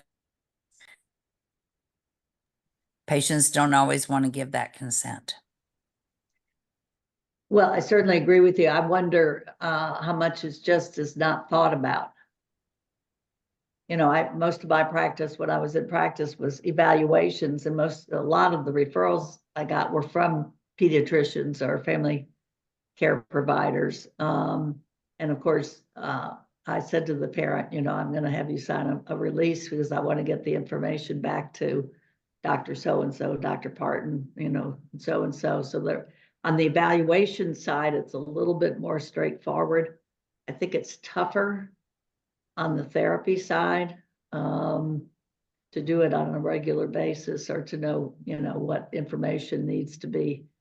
But what you're asking in part, Beth, is a very straightforward, you know, what's an initial diagnosis, and are they getting medication that I should know about, and is there a treatment plan kind of thing? Right. Well, and another thing that, you know, I know we have always said at the front door is if there's a professional referrer, they need to understand that the hospital is going to try to secure communication or permission to communicate back.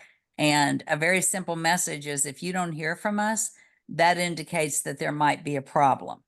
And then that primary care provider or professional referrer can reach out to the patient directly and say, you know, would you allow me to communicate with your care providers? Yeah. But, you know, that would be ideal. But the thing is that we don't even know. So one, you don't know to ask the question because you don't know that type of care took place. And then secondly, we get reports from hospitals and from specialists when we send patients for consultations or when our patients are admitted. The hospitals are really good about sending a notice, you know, this patient was admitted, and then sending us information that they were discharged. And then once we get that notification, then we can send a request for the discharge summary from the hospital. But we don't get any kind of notification about behavioral health. So we don't know to ask the question in the first place. So if you're not the referring agent, is what you're saying, Beth, you have no way of knowing unless the patient tells you. Right. Or even if we are, we don't get any information. We don't get a consult letter. You know, if I refer somebody to pulmonology or oncology or cardiology, I get a consult letter back. But if I refer somebody to behavioral health, I never get anything. That might be something, Sheila, that would be important to take back in terms of what are strategies to enhance communication with other care providers within the regulations and the laws. But Beth, I think you're absolutely right. I think there is not always great communication back to the team of providers. And sometimes, you know, hospitals, for example, may not know who all the patient is involved with because they're not always very accurate historians. But Right. Sheila, I think that would be very good to take back to the BHTAC for further discussion. Yeah, I think we will add that to our already long list of issues. Yeah. I have to go to the second page of my BHTAC agenda, but it is I think it is critical, and we've talked so much about integrated care. And if there's no communication, there is no integration, basically. Yeah, I think Beth brought up a really good point. Yeah. So thank you, Erica, for stimulating this very good discussion. And the schools are a piece of that. If you're dealing with kids, you've got to be communicating with schools. That's where they spend a lot of hours of their awake time, or hopefully awake time. And you know, and the other piece obviously are the parents are so critical if you're dealing with kids. So thank you very much, Erica. We look forward to hearing periodically how the grant is going, if you would. Yes, thank you. Thank you. We have good news. The reentry waiver was approved by CMS. This is huge, folks. And we're going to have a summary of that. And Lisa, I'm not sure who's doing that. The Deputy Commissioner Leslie Hoffman will be. She's been leading this project there. up for several Okay. years. So This we're is going to Les- turn it over to her. This is Leslie, and I would like just to ask, I cleared it with Veronica, if I could do E and G, and then Veronica's going to take over F. I've got to get to another meeting. Yes. Actually, I've asked Angela Sparrow to give you a short little presentation, if that's okay. She is our behavioral health supervisor and has been fabulous on this project. So Angela, take over. Thank you very much. Yes, Angela, the guru Yes. of the reentry TAC. Good morning. Good morning. I'm going to go ahead and share just a couple of slides again that we had presented last week at the Medicaid Stakeholder Forum. Let me go ahead and pull those up.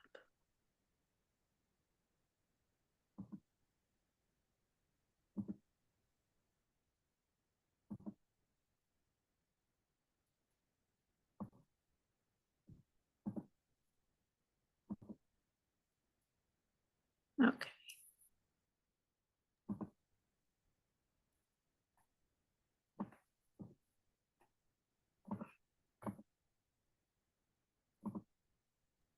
All right. So again, yes, great news. Kentucky did receive our approval for our Section 1115 reentry demonstration. Again, it will fall under our broader Team Kentucky 1115 demonstration. So lots of great things happening across the state in terms of our flexibilities under our 1115 programs. So we did receive approval from CMS along with some of the other states, again, in that first cohort of states where they are piloting again and had a proposed implementation of a fast track approval for some of the demonstrations that historically, again, may take months and even years. If we're all familiar with the original incarceration amendment submitted to CMS a few years ago. So again, with the approval, we are moving forward. Just wanted to provide hopefully an overview if you're not as familiar with the demonstration and the opportunity. But it does allow Medicaid, again, the authority to be able to reimburse for a selected services benefit package, if you will, for individuals that are designated in public institutions, justice-involved individuals that are designated in public institutions that would otherwise be eligible for Medicaid benefits. So again, the prior to the approval, Medicaid was not able to reimburse for services while an individual is incarcerated. And I think, again, we're probably all familiar with many of those barriers and challenges that creates for, again, all of our systems. And so under this opportunity, again, we did receive authority. It does allow the states to begin to provide select services to individuals that are covered under the demonstration in the facilities that are covered under the demonstration pre-release, and really, again, to begin facilitating those linkages to both, again, medical, behavioral health, addressing our health-related social needs of that individual. Really, again, pulling together our correctional facilities and systems, our healthcare systems, our community-based systems to wrap around and support that individual as they begin their time re-entering into the community. And so under the demonstration, initially what is approved is for adults and juveniles. So again, we did receive approval to begin providing services, the select services that we'll talk about, 60 days pre-release. And that, again, is for our adults in our state prisons right now, and for our youth that are in our youth development centers, our Department for Juvenile Justice youth development centers. And so again, those are the youth that are adjudicated, again, that are, I believe there are 9 of those centers across the state. With that being said, again, we are encouraged, and under the demonstration, all the youth entering those facilities, again, our adults entering the state prisons would be screened and would, again, apply for Medicaid if eligible at the time that they are incarcerated. We will continue to move forward with suspending eligibility, not terminating eligibility during that time period. And then again, at the time, 60 days pre-release, when they're eligible for the selected benefit package, their eligibility would be reinstated, or again, they would go through that redetermination process. And so the goal is that really those the coverage is reinstated pre-release, and that again we're starting to identify those needs, or again working with our correctional facilities who are already providing services and to those individuals and identifying those needs, to be able to come together to again really wrap around that individual in terms of what those needs are and supports as they transition back into our communities. So the benefit package does currently include case management services. It really is intended to be an enhanced case management. All of the adult individuals in the state prisons, and then again our juveniles in the youth development centers are eligible for that case management service. And so again, it's a little bit different than what we think of targeted case management, which again is more targeted towards individuals with chronic health conditions and again behavioral health needs. So this again would be for anyone that is covered under the demonstration. But through that case management service, again, we would begin to complete a comprehensive assessment and screening of needs, identify what those medical, behavioral health, and health related social needs such as housing, employment, food, transportation, etc. For that individual is, and then developing what that plan is going to be to help them transition back into the community, ensure again that there's those linkage to primary care providers, to if there's behavioral health needs, if there are again chronic conditions, etc., that we are making again those referrals, those linkages, scheduling those appointments, working with our correctional partners to do that as well. And then again, really working with our community providers to ensure that that those needs can be met at transition, and that there really is that plan for that individual to support them again as they initially transition back into the community, but really looking at what is that long-term support for them as well. So individuals would be eligible for that case management service up to 12 months post-release if needed.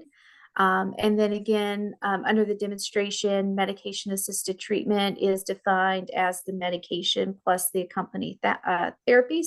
And so Medicaid would be able to reimburse for that. We know again that there are some programs already occurring within our correctional facilities. And so this again is an opportunity to be able to expand that to additional correctional facilities, additional forms of medication, and be able to work with our correctional partners to build that service as well and support that. So again, individuals with a substance use diagnosis that would meet criteria for that service would be eligible for Medicaid would be eligible to reimburse that 60 days pre-release, and then again be able to carry that forward into the community at the time that they are released. And then our correctional facilities, in terms of our state prisons and our youth development centers, are already doing this. But again, it's an opportunity that Medicaid can support, but ensure that there are no disruptions for that individual when they're leaving the correctional facility, going to the community, again, trying to get their medications. But again, part of the service package is reimbursement and covering and ensuring that there's a 30-day supply of all medications, over-the-counter prescription, including durable medical equipment at the time that that individual is released. So that is, again, we know that there are often barriers for obtaining some of those medications in terms of also, again, having the appointments to follow up and being able to continue those into the community. So that is also, again, a part of the service package that would be included. And so the correctional facilities will be considered the provider at this time. So again, they would actually work in would be providing the services would be reimbursed for the services. The correctional facilities, again, can still contract with our community providers to be able to provide those services if they choose to do that. But again, the focus and emphasis really under the demonstration is bringing together our correctional facilities, our healthcare systems, and our community providers. Really, again, looking at which the conversation before this, again, Beth, I think brought up some great points. That's really with the demonstration and the infrastructure that we want to build and CMS wants to see our states build across our systems is that health data exchange and information exchange. So ensuring that that our healthcare providers, our community-based providers have access to that, to those records that are accessible, right? And so what is the system that we are going to use to support that? Is that KHI, again, really getting that buy-in? Are there other systems in place? But that is really going to be key in supporting this demonstration and then being able to grow the demonstration in terms of additional services and settings that are going to be covered as well. So that really is what we want to look again. But by doing that, we'll also look at what is that, if by building that infrastructure and that health data exchange system, and that data integration, it then does not just become about reentry, right? So it also becomes on the entry side, ensuring again that our healthcare systems are sharing data with our correctional systems again, so that it does not just become about reentry, but when that individual does actually enter into the correctional facility, our correctional facilities are also able to access the healthcare information that they need to be able to provide services upon reentry. So really, again, that's a key component to the implementation. And so again, there are several milestones and goals, again, that the state has developed and required to meet under the demonstration. We are required to submit an implementation plan to CMS by the end of October. So even with the approval, again, just to be transparent, that does not mean that we are able to begin providing these services today. Or that the individuals have access to the services today. We do have to submit our implementation plan to say how we are going to meet and demonstrate the services and meet the requirements. And so to do that, again, we had kicked off kind of our project oversight and governance structure.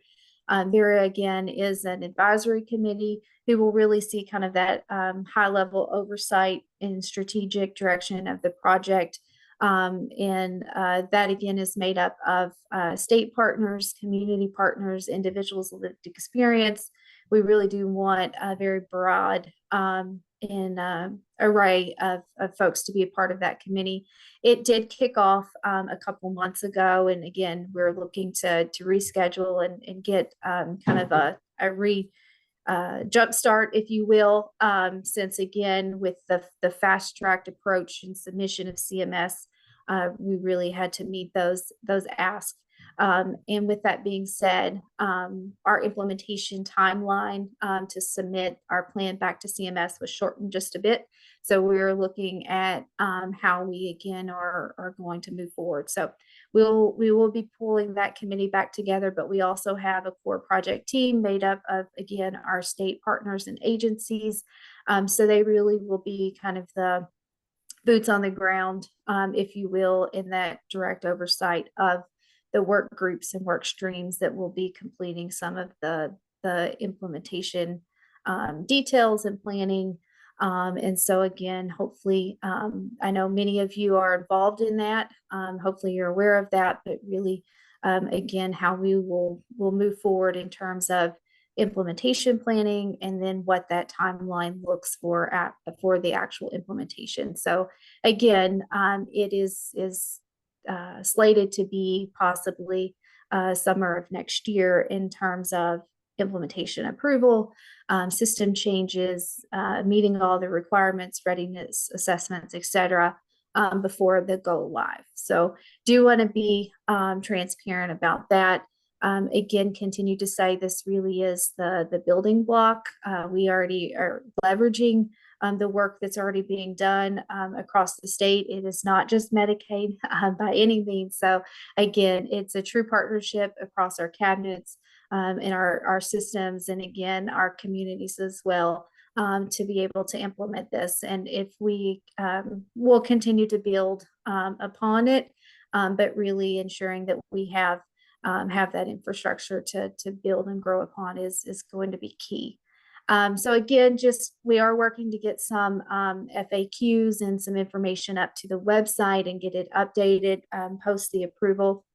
So hopefully that can be up for you very soon, and we'll certainly share that when it gets posted. But again, just kind of the reminder, it is not the full state plan benefit package pre-release, but really that there is a selected benefit services at this time. Really wanting to be able to support across all systems, really that integration and support for that individual as they transition back into the community.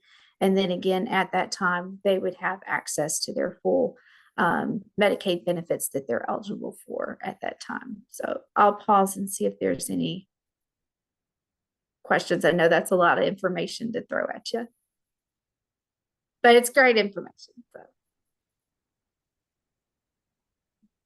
So. This is Garth Bobrowski. Got a couple of questions, Angela, and I don't know if I should direct this to you or to Steve or both of you. But living out here in the country, a lot of times we get on our local radios. They'll like they did it again this morning. They had they report publicly the list of I guess public offenders, who's going to jail, and but so many times we hear, and a part of the report is repeated drug use. They found it on them, or they were selling it. But anyway, part of that is there a way to see or evaluate the effectiveness, long term, or follow up on patient improvements, and who evaluates the SUD or the improvements that are being made, and then how does it, or does it even, tie in with a patient's contract? A lot of these pain clinics have contracts with the patient that they're not supposed to seek or obtain any other drugs without the pain clinic's notice. So I noticed you had I can't remember, 30 or 60 day word that the Medicaid program would help supply some medication in helping people get re-entry. So these are just stuff I'm not familiar with, but just wanting to learn. Yeah, thank you, Garth. Good questions. And so again, as we were implementing the project and providing the services, again, really part of those requirements in our practices, right, is to ensure that we're providing those services based on evidence-based practice.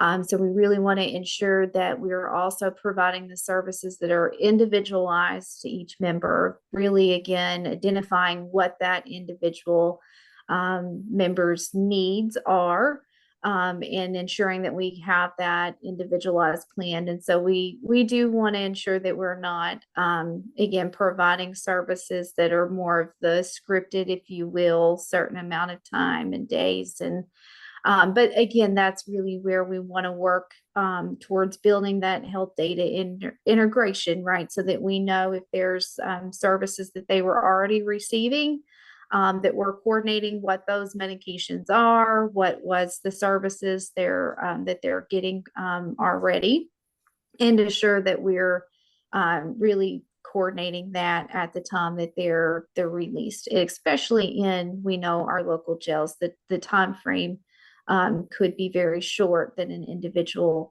would be incarcerated and then returning back into the community. And so we really do want to look at how do we ensure that we're not duplicating and restarting the wheel as they are entering the facility and then back into the community.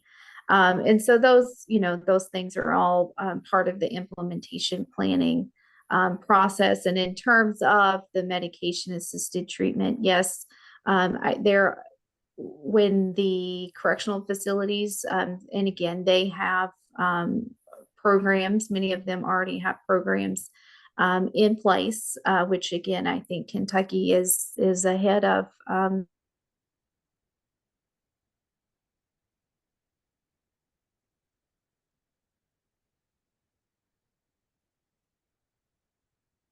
Did we lose you, Angela? Looks like she might be frozen. Sorry, can you hear me now? Yes, Yeah. yes. Okay. So again, within those programs, we want to ensure again, Garth, that they're provided by the appropriate practitioners, again, to be able to screen those individuals for the appropriate criteria, and that they're provided the way.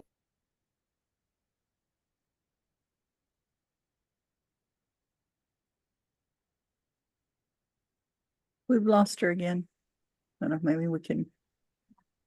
Yeah.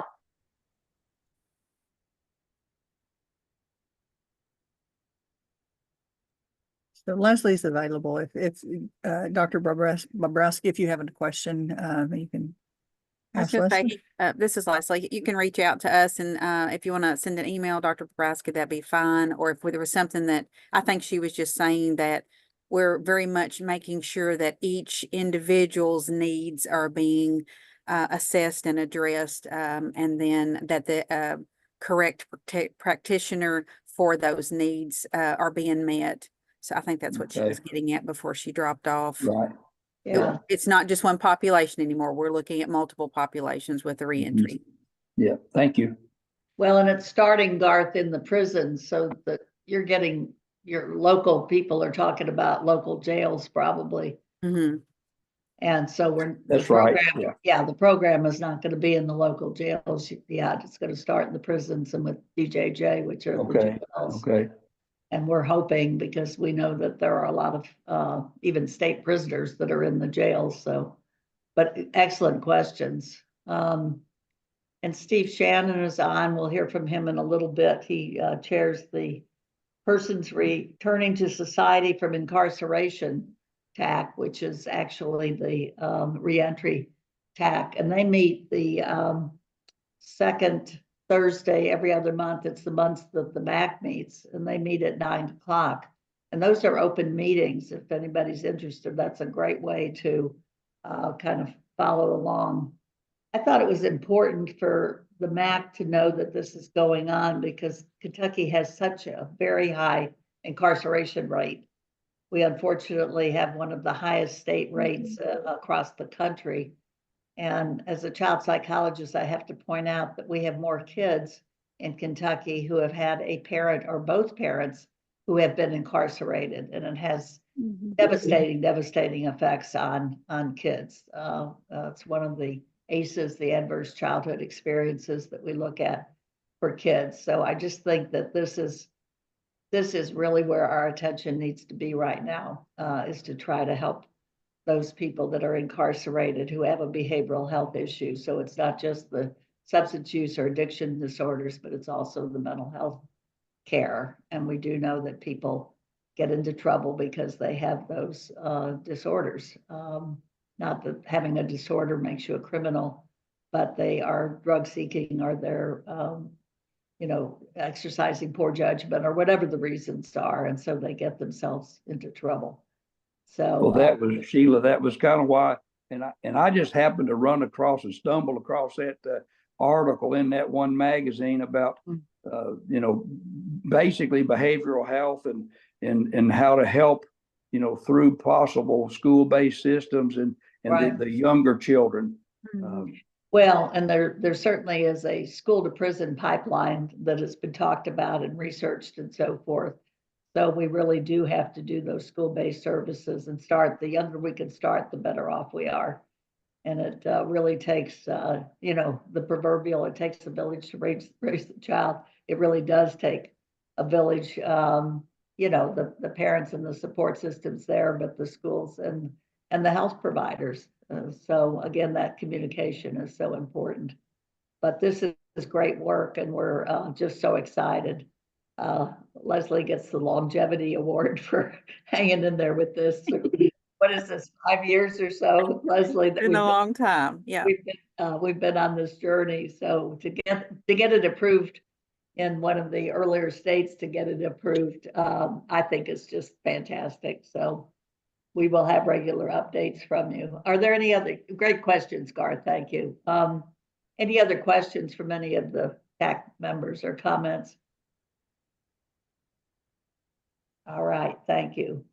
And Leslie, you're going to go on and talk about the HCBS. Those are the home and community-based waiver waiting list and the report that's due. Yeah, I was going to mention just the information I have right now about the report that's due that to the General Assembly, I believe by 10/1. So Right. just to give you an update, we have been meeting regularly or diligently working on the House bill request for the report. We've started initiating, or we have already initiated, a drafting process and working on different pieces and parts of the request. We've started gathering data that is necessary to complete the report, and we're trying to strategize on how best to address that acuity related information they're wanting in House Bill 6. Today's waiting list management, if you're, of course, most of you are probably aware, it does not collect all of the exact acuity data that we need to meet that request. So we're currently figuring out how we can leverage other resources that we currently have for Medicaid data on wait list and who's Medicaid enrolled and any acuity of factors that we might have. And researching other possibilities that we might can gather some quick information from the community that might assist us in making those determinations. And I would just mention too that, and I feel like you all would probably agree with me, when folks send in their original information, sometimes they need assistance, like they don't know what they exactly need. And even if you tell them, for example, in brain injury, that you need a document that says you've got a documented brain injury, they still have difficulty sometimes. And that's where kind of the case manager comes in, or whoever the provider is that's been identified can help with those things. So it's not always necessarily on those waiting lists. So as of today, that's currently where we are, that we're trying to figure out how we can address meeting that need, whether that be a survey or request, you know, those kinds of things, and or leveraging other Medicaid data that we might already have. We have a whole team working on this, and I've asked Jonathan Scott to also help our team with assisting with this task to ensure that we meet all necessary guidelines and requests. Our internal target date is to have this completed by the end the end of the third week, so we would have it like we're hoping maybe Monday of that last week of August. And we feel like DMS is on track to have the report delivered to the interim joint committees and appropriation and revenue and health services by October the 1st, as outlined in House Bill 6. So they might have questions, but we feel like that we're on target to meet that request. Dr. Schuster. That's great. And just for background, you all may remember that the legislature funded more slots or placements in these home and community-based waivers than we've ever had in one fell swoop. So over the 2 years, they have funded 1,925 new slots, which are new placements, which is fantastic. But they also put into House Bill 6, which was the budget bill, that the report was due from the cabinet about how that would be managed. You can't just dump 1,925 people into the system when you don't have the providers, and you have to be sure that people qualify and have the acuity and are lined up with the right waiver to meet their needs. So that's why this is so important. Thank you, Leslie.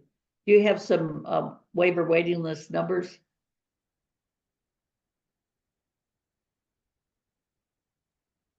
Leslie, you're muted.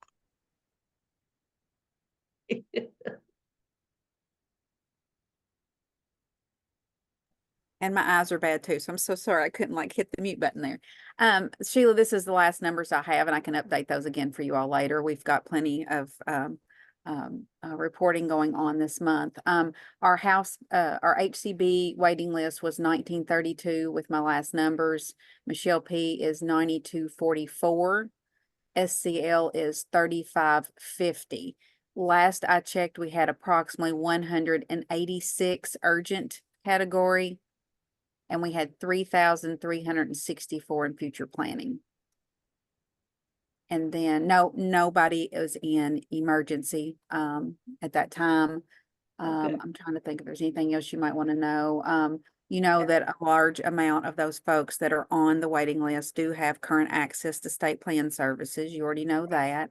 And Right. we do have a large percentage of the slots that we allocate of folks not either not taking that slot, unfortunately have passed away, are in another waiver and or maybe have moved out of state. So we have this constant rotation. So I get asked a lot, and I'm just going to share this. I get asked a lot why we never like are at full capacity of what the waiver allows. And it's because we have that constant rotation, and we've been close before. I checked, Kathy Lears and I were discussing this. We've come close before to being at full capacity, but when you send out 100 slots, maybe 40 won't decide not to take the slot, or it's not appropriate for their level, not appropriate level of care, or for whatever reason they don't take those. And so the next month then we reallocate the next round plus the ones that are left over for the month before. So it's so very, very fluid.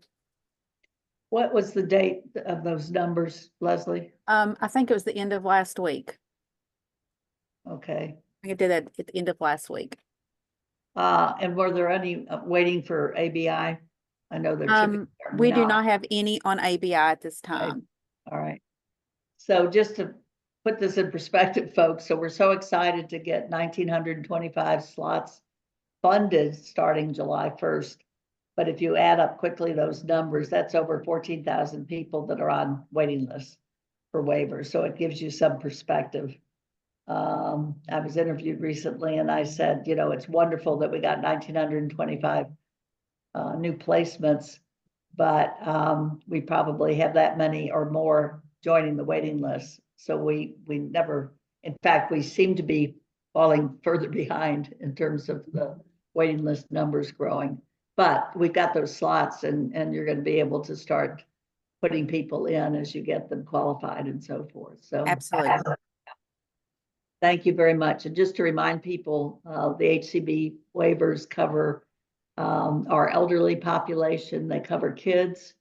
They cover people with developmental and intellectual disabilities and physical disabilities primarily.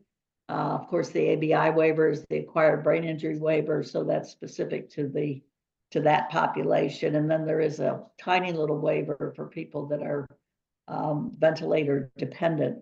So we haven't yet begun to roll out the reentry waiver, which will not have slots, but will be funded as needed. And then the other one that we're waiting on final approval is our waiver. Actually, it's not a waiver; it's a state plan amendment for people with severe mental illness, and that's the one that Steve and I have been working on for 20 years. So that may take the prize for the longest work time. And we're hoping maybe September, right? Yes. And so I did want to, I just wanted to mention on the call today that DBH is going to be administering that 1950. It's actually called, Sheila, the title in the budget is HCBS SMI and SUD, because we had the housing, homelessness, and the social determinants of health component that we embedded into that. So there's lots of eligibility criteria related to that. But I wanted just to share that if you see that, folks ask me, is that the same one? And that is the 1915I. So DBH is going to take over administering that program before we have completed finalizing approval and implementation for that. So I just want to let you all know you'll be hearing from Ann Holland is going to be the lead in the Department of Behavioral Health to oversee that. So, and I don't know if Ann's on, if you'd like to say anything, Ann. I am. Give me a second. I'm trying to if I can get my video on, I apologize. That's all right. And we've known Ann over at DMS for a long time. So now you have a whole number of new initials after your name, Ann. We're delighted. Ann has a behavioral health background, which is very helpful as a social worker. And so you're at DBH now. I am, and I am the point of contact for the 1915 State Plan Services. I just wanted to say that these HCBS State Plan Services will represent an advancement in our system of care, and we're committed to ensuring that it effectively reaches the individuals we are all committed to serving. My email address is exactly the same as it's been for the last 16 years. So it did not change. I did ask to keep that. So right. ANN.HOLLEN@ky.gov. Yeah. Thank you. And I think from time to time, then we'll have you come and talk to us at the MAC. You're used to having your DMS hat on and doing that. So thank you very much for being on, Ann. We are super excited. So am I. I think the MAC members who have been around for a while know how often I've talked about the need for what we call supported housing for people with severe mental illness. So that typically is supervised residential placement to help people not only have a roof over their head, but more importantly, have the supports that they need to stay on their medications and get to their treatment and really get engaged with a recovery program. So that's our hope. That's the hope of every family who has a loved one with a severe mental illness. So thank you very much, Ann. Thank you. And I'll go back up to Veronica Judy Cecil to talk about unwinding that Medicaid and those flexibilities. Hello again. Hello again. I do have a couple of slides just because I know it's sometimes easier to understand the information that way. So I hopefully can see those. So just a reminder to folks that what we're talking about here is the public health emergency that ended and required the state Medicaid agencies to restart annual renewals after March 31st, 2023. So we have been in what we call unwinding, which required us to start those renewals. And our renewals, we started with the month of May in 2023. And so here we are, finally through those first, what we call the first post PHE renewal. So folks who have gone through a renewal for the first time since the end of the public health emergency. Wanted to note a couple of things. First of all, May of 2024 was sort of our final month, although we had a couple of individuals, about 8 individuals that trickled into June renewal just as we're wrapping up and identifying the that first PHE renewal population. We did have a couple move into June, but really May of 2024 was sort of our final big push of renewals. We are talking primarily adults because just to remind folks that we did a flexibility around children to automatically renew them 12 months. So they did not have to go through that renewal. We just granted that that extension to them. We did that starting in September last year. So it is primarily adults we are talking about. Another thing to remind folks is so now, as of May of 2024, there are people who came into Medicaid for the first time last year going through their renewal. So just to really confuse things, we've got folks going through a first renewal that are new to Medicaid last year, and then folks going through a second renewal that had May last year as their renewal month and were considered part of the PHE. So we have PHE renewals and non-PHE renewals that we're tracking. Also wanted to note, we implemented a lot of flexibilities. I've talked about them a lot here, as well as our monthly stakeholder meeting about, things such as being able to extend members for a month if they didn't respond to a notice that allowed us to conduct additional outreach. Those flexibilities get to continue through June of 2025. We're thrilled by that, and mostly because some of those flexibilities have worked very well in helping us maintain coverage for folks going through renewal, and we are wanting to consider implementing some permanently. There are some that are being permanently implemented through the CMS final rules, and so we look forward to incorporating those on a permanent basis going forward. But it does definitely give us additional time to help folks as they are coming out of unwinding.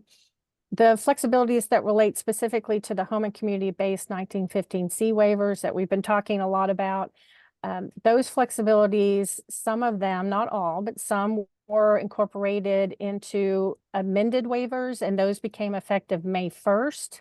We've done a lot of communication with both the members and their families, providers. We've got information out on our website, lots of webinars, frequently asked questions. We've been transitioning those folks really on an individual level because everybody is affected differently.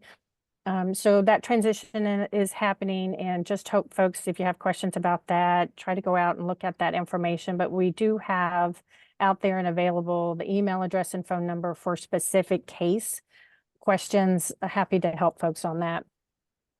We are, as I said, unwinding, and so at some point this no longer becomes unwinding because we're going to be finishing up those first PHE renewals. But they are in we have our April, May, and then those 8 in June are still within that 90-day reconsideration period. Just to remind folks, that means that if that individual comes back in and provides the information after they were terminated within that 90 days following termination, we can reinstate them automatically. And they don't have to ask for that. It just happens automatically. So we are in that reconsideration period for those months. So we're continuing to track them, and I'll show you that in just a moment. And CMS, Centers for Medicare and Medicaid Services, had asked states to continue reporting, even though we're coming out of unwinding and those PHE renewals. They've asked states just to continue reporting regular renewals. So we will still be providing those reports on our website, our unwinding website. We're looking to kind of shift to a new website to start providing information as we come out of unwinding, and we'll keep folks updated about that. For example, our stakeholder meeting last week had other agenda items on it other than unwinding as we come out of that period. So I'm going to show a really confusing, for those who haven't seen this before, I'm just going to give a high level overview of what you're seeing. This is out on our website. This presentation will be sent around to the MAC members as well as posted on the MAC website. But all this information is out on our unwinding website. And what you're seeing here on the left-hand side is that original CMS monthly report that we had to do from the very beginning of unwinding. It's to report the renewals that were processed in that month. That was due to CMS on the 8th of the following month. All of those original reports are out there. And then CMS came and asked the states to report on a 90-day period following the renewal month for any activities that happened with pending cases. A pending case is one in which we crossed over that end date, that renewal date, and there was state action that was still required to determine somebody eligible. So if that happened, we put them in a pending status. We granted them continued eligibility until we could act on the renewal, and then took the action, whether they were put in the approval bucket or the termination bucket. CMS wanted states to report that. So what you're seeing in that middle column that says 90-day processing period is just going back and reporting what happened with those pending cases within that 90-day period. And then on the right-hand side is where those individuals ended up as an updated monthly report to show CMS. So for example, I'm just going to walk through February. February, we had 93,004 individuals that went through renewal. We had 64,789 originally approved. We had 10,128 that were terminated, and the majority of those are for not responding. It's called a procedural termination, and we sent them a notice and they did not respond back. then we had only one case pending at the time. So we processed that one case within that 90-day period. And so our updated monthly report showed that that individual was actually approved and put into the approval bucket. So that's what you're going to see when you go out and check our website.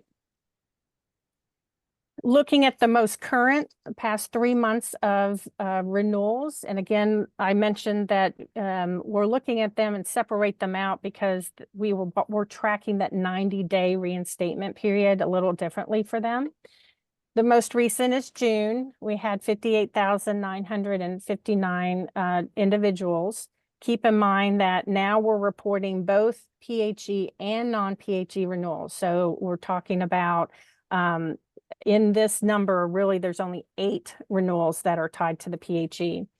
Of those, 41,336 were approved, 13,187 were terminated, and we had 1 case pending on June 30th. The extended bucket, I didn't talk about that, but the extended bucket is that flexibility of the 1 month or up to 3 months for long-term care or 1915C waiver members. So if they did not respond by their due date, we could extend them for an additional either 1 month or up to 3 months. That's what that extended column is. And then you see on the far right, we're tracking the reinstatements for each month. So already for June, we've had 213 people come back in. They realized they were terminated. They came back in, provided the information, and we determined them eligible. So all this information is as of July 15th.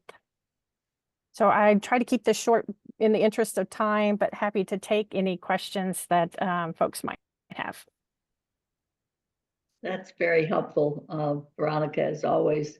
So in that very last slide, for the people that got reinstated, what bucket did they come from, or did they come from a number of those different categories? That's just for the June renewals. So the 213 is just people who were terminated at the end of June. Terminated, okay. Yeah. Yeah, okay. And they are likely all related to not responding to the notice by June 30th. Right. Okay. Any questions from any of the MAC members of Veronica?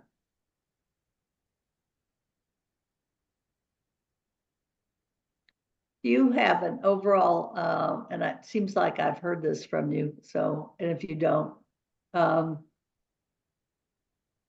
basically within a ballpark, what percentage of our folks who started out through this renewal, unwinding renewal process are still on Medicaid? Or conversely, how many of them have we lost? I know percentages. That's fine. So yeah, through unwinding. So even up and including June of those 8 folks, we've had 73% approved. So they've maintained their eligibility. And then for the population that was terminated, over 50% of those, it's closer to 60% of those are for procedural reasons, for not responding to a notice.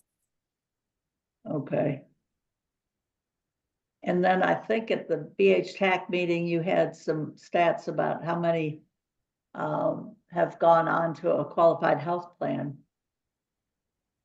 Yes, and I don't have that. I don't have that. That's all right. For me, Dr. Schuster. Sorry. We do. I am. It always makes me feel good that they. It is. Yes. Yep. Right. It's really. Yeah. Go ahead, Dave. Go ahead, David. A relatively modest amount, around 6,000. So the unknown, the great unknown is how many people do not qualify for Medicaid. However, they qualify for employer-sponsored insurance, or were on employer-sponsored insurance all along.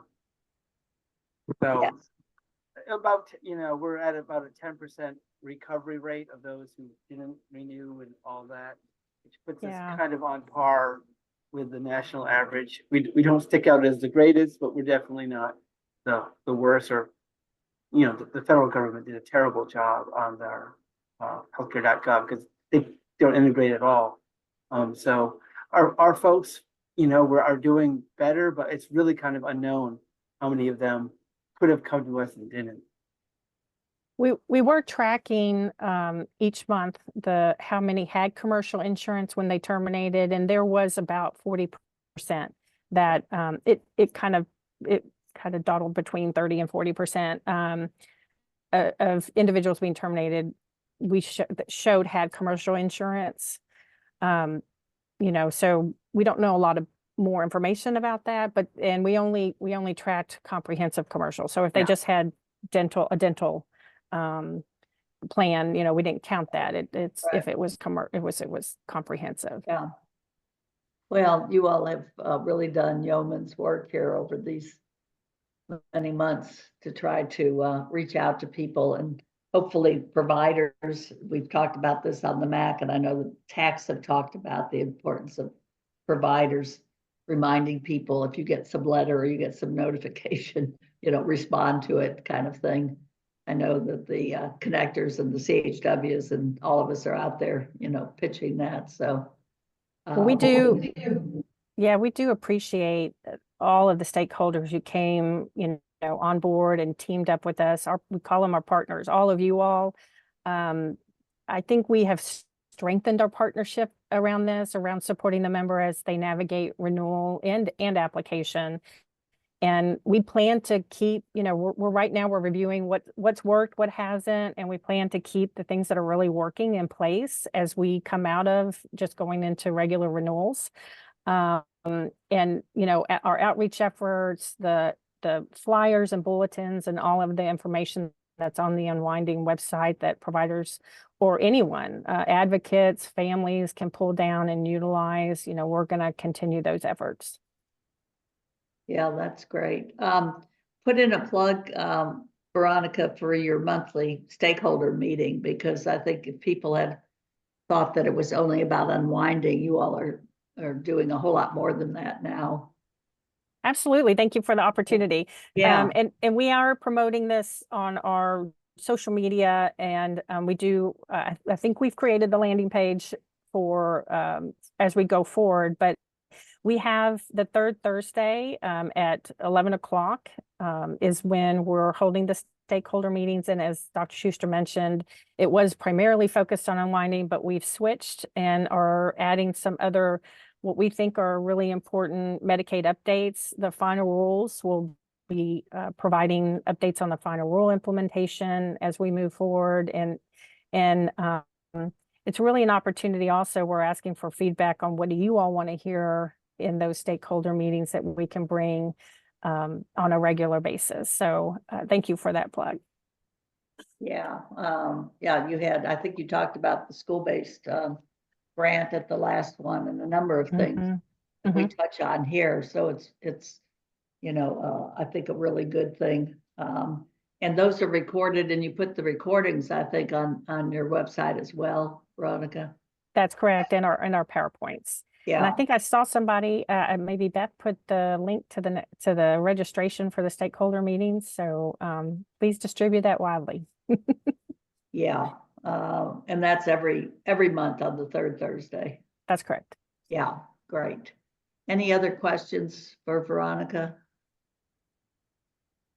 All right, thank you so much. And you'll share your PowerPoint with Erin, please. Absolutely. Yeah, thank you. Thank you all. All right. So we'll turn to the TAC reports, and the first one is, and this is not just the prerogative of the chair, but I'm alphabetically the first, is behavioral health. So we met on July 11th. We had a new voting member join us, Misty Agnew from the Brain Injury Alliance of Kentucky. We had a quorum. We had our minutes approved of our May meeting. We had not yet received a response from Medicaid to our May recommendation to the MAC. So we've since received that, but we had not received it at the time of the meeting. We had an absolutely fascinating presentation by Victoria Smith with the Office of Data Analytics, and ODA had undertaken a comparative study of behavioral health rates across a multi-state population. So they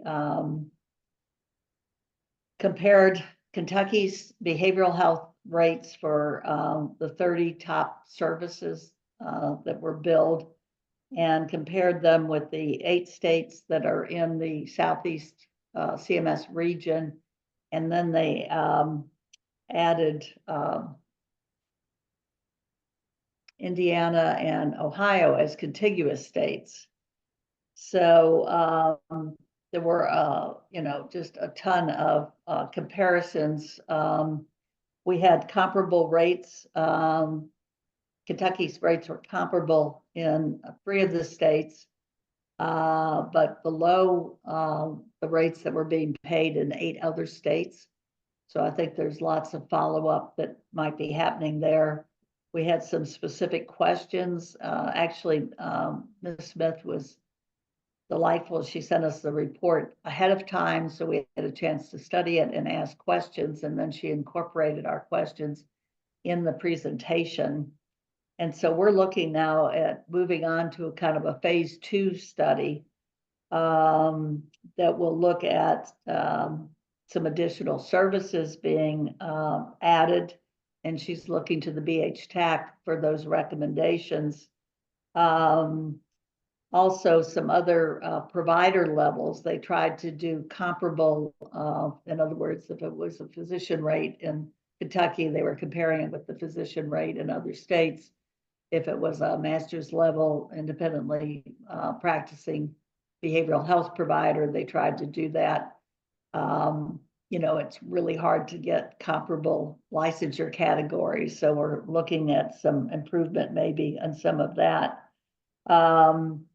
They didn't realize, she said she didn't look at the map and didn't realize that Missouri and Illinois are also contiguous states.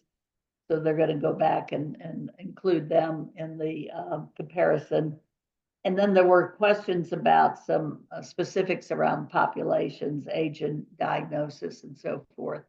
So this will be an ongoing issue, but you can imagine the interest. I think we had over 100 people on our Zoom call for that behavioral health TAC meeting because rates are, of course, incredibly important to providers. We also had Erica Jones give a verbal report of the school-based mental health services, and I won't go into a lot of detail about that since you've heard some of that earlier. We've had an ongoing issue in the behavioral health community with increasing number of audits by the MCOs, and Jennifer Dudinsky has presented on several occasions to the TAC and has been just very responsive to our questions. So most of these are audits around targeted case management, and it's because there was a corrective plan put in place by CMS, and we, after the meeting, got some information about how that started and so forth. But more recently, she provided information to us about what the slope or the scope looked like of the number of audits that the MCOs were requesting. We asked starting in 2019, they only had data starting in 2021, and it's actually been very consistent. What we're not sure is captured in that is whether there are multiple audits of the same providers by an MCO. So some of those numbers may reflect an audit, but it really may be multiple audits. We had updates about the 1915I, that's the SMI state plan amendment, the reentry waiver, current waiting lists, mobile crisis, which was not funded by the legislature, and so is not going to be expanding, and the Medicaid unwinding. And we had no recommendations for the MAC. For those of you who are interested in the BHTAC, we meet on the 3rd Thursday, and we are changing our meeting time to permanently be from 2 to 4 in the afternoon. We used to meet 2 to 4 when the legislature was in session, and then we would meet from 1 to 3 the rest of the months. And we have our new TAC member had a conflict, so our meetings will be from 2 to 4 going forward. So that's our report, and again, no recommendations. Thank you. How about the Children's Health TAC? Do we have a report? Do you know if they met, Erin? They met. I do not see anyone on, and they did not have any recommendations. They've also moved to a quarterly meeting as well. Okay. The Consumer Rights and Client Needs, and Emily Beauregard, their chair, is out of town. They did meet and had a quorum on July 7th, and they have 3 recommendations. Number 1, that DMS work with DCBS, Department for Community-Based Services, and the Office for Vital Statistics to clarify that Kentucky birth certificates should be acquired internally and not require action on the part of the household or the individual. Secondly, that DMS update their quote bad address unquote policy to move individuals or households that are non-responsive to requests for information for up to 6 months or until an updated address is received.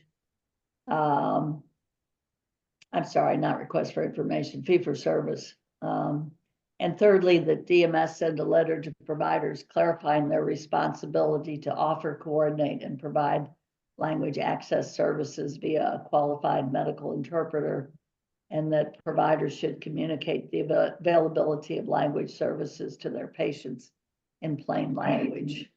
And Erin, you have a copy of those in writing as well from Emily. I do. And I want to clarify just to make sure, and Veronica, please correct me if I'm wrong. I believe someone from that TAC has to present them to the MAC to be voted on. Veronica, if that's incorrect, please correct. So that is what the bylaws call for, Dr. Schuster? Oh. Is there somebody from the TAC that is on that could do it on they have to be a TAC member?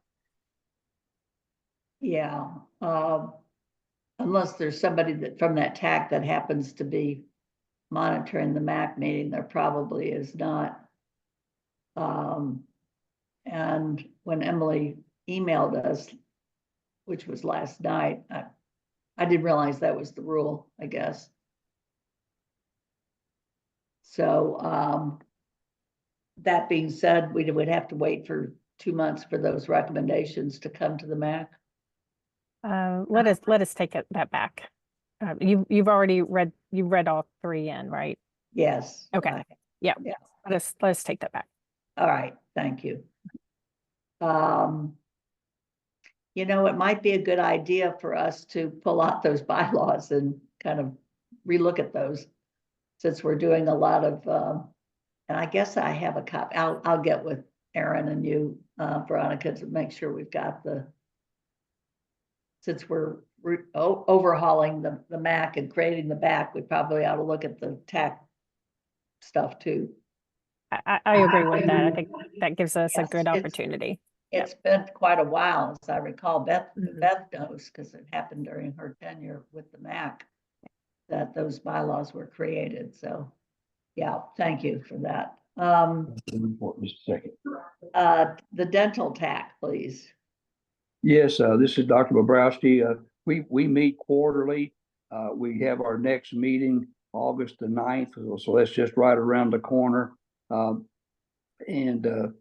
we will probably have some motions to come out of that meeting, but as of today, there's no motions to bring forward to the MAC. Thank you. That's my report. Thank you, Garth. The Disparity and Equity TAC.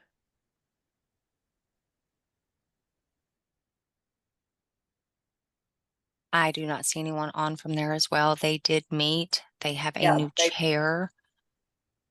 And Yes. you were with there, so you know they didn't have any recommendations this meeting. Yeah, okay, thank you. Yeah, they met last week and we had that robust discussion about communication and so forth. How about emergency medical services? Keith is out of town and apologize. He cannot be here. They did meet, had a wonderful conversation, no recommendations per his words. Okay. All right, home health. They meet at the beginning of August. Evan was unable to be here as well as Susan. He emailed me this morning. Okay. Hospital care. This is Russ Ronaldo. We did not have a meeting. Our next meeting is in August. Okay. So it sounds like we need to be prepared at the September meeting for a whole bunch of TAC reports. Thank you, Russ. You're welcome. IDD, intellectual and developmental disabilities.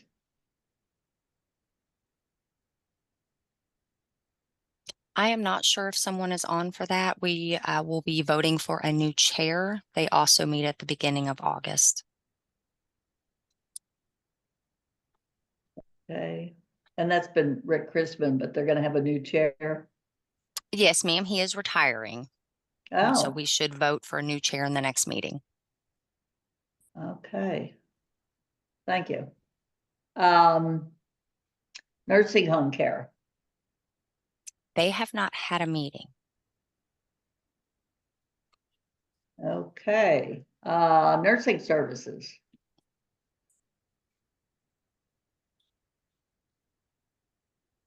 I don't see anyone on. They have a meeting coming up in August. They have a draft agenda floating about. Okay. Optometry.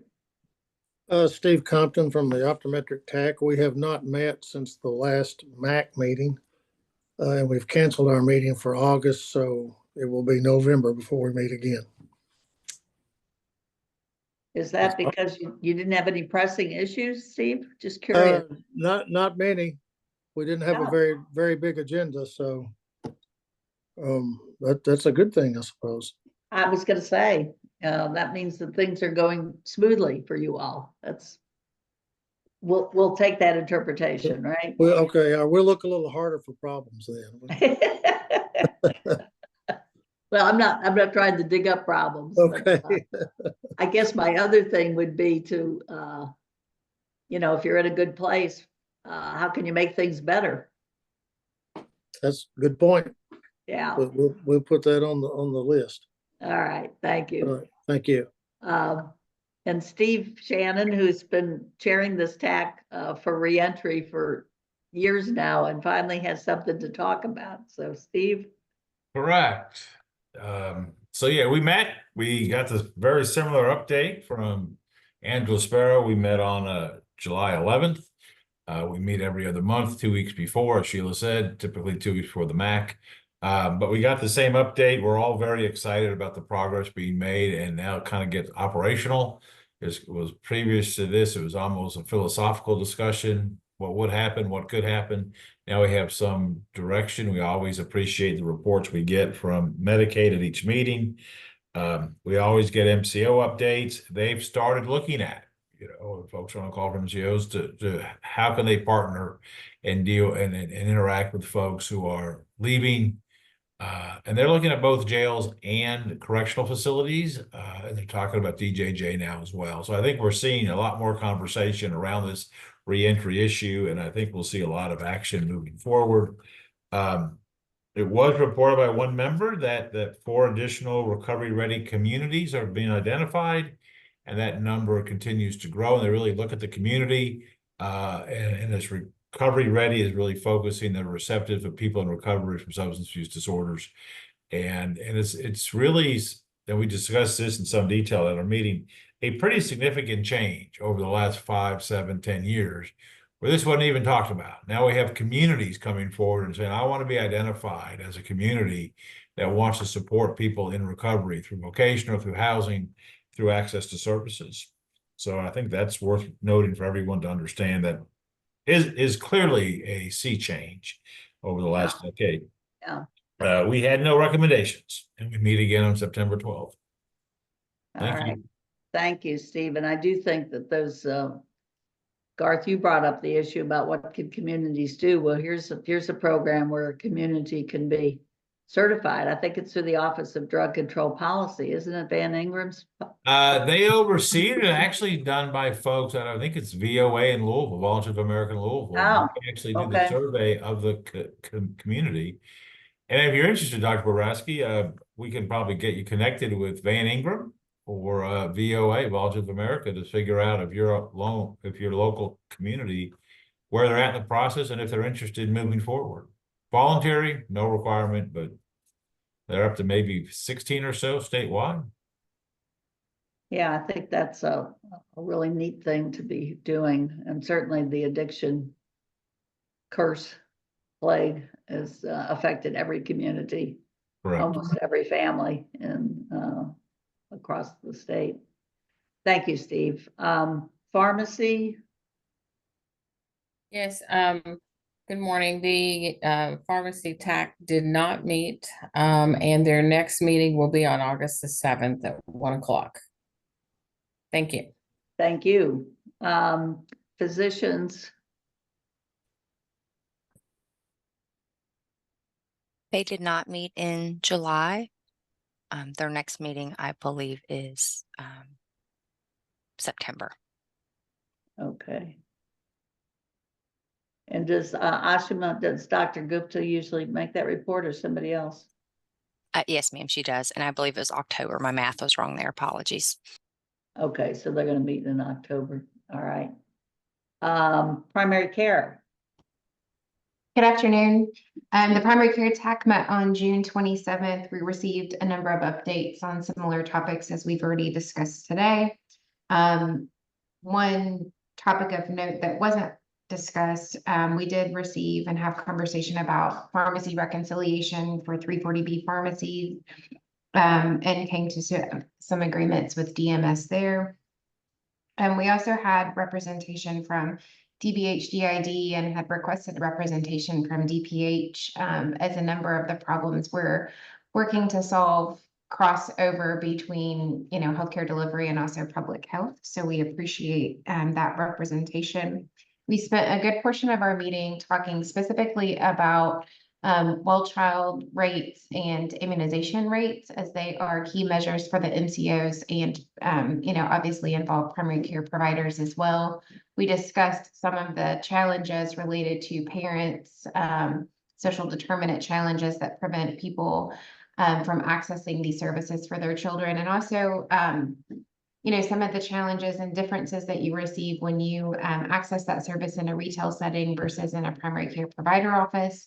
We also discussed some of the challenges for providers and also, regulatory limitations, so that we could try to work together to solve those.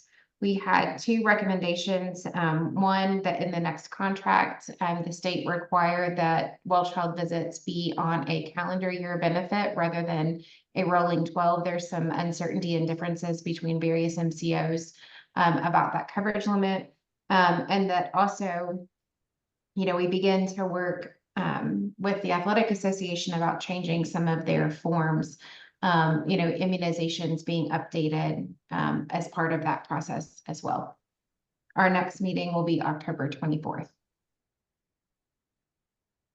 Hi, Stephanie. This is Erin with the Department of Medicaid. Do you mind to email me those recommendations? My notes show that there were none voted on at the last meeting. Okay, Erin, I honestly couldn't read my own notes as well. Like, I remember that we discussed those, but we felt like neither of those would come to play until the next contract period. So we may have just decided to wait on those. Okay. I can go back and review the minutes if you'd like, just to confirm. But That if you would be don't mind to very- send them in Yeah. writing so that I have them, that would be wonderful. Sure. Thank you. So the second one was about working with the Athletic Association. I'm sorry, about. To update the sports physical forms. Ah, okay. Great. Thank you. Thank you for the report. And last but not least, certainly the therapy TAC. Thank you, Dr. Schuster.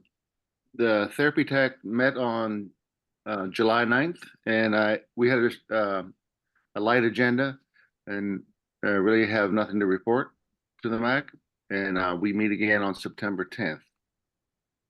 Okay, and no recommendations then? Yes, yes, ma'am. No recommendations. Thank you. All right, I would entertain a motion from a voting member of the TAC to accept the TAC recommendations and to forward them on to Department for Medicaid Services. This is Nina. I'll make that recommendation. And I'll second. Nina? Second, is that you, Kent? I did. Okay, Yeah. thank you. There was a contest. There was a contest, yes, I I can't may see have you all, thirded. so. Instead of seconding, I may have thirded. I'm not sure. All right, thank you. All those in favor of accepting the recommendations and forwarding them to DMS signify by saying aye. Aye. And any opposed?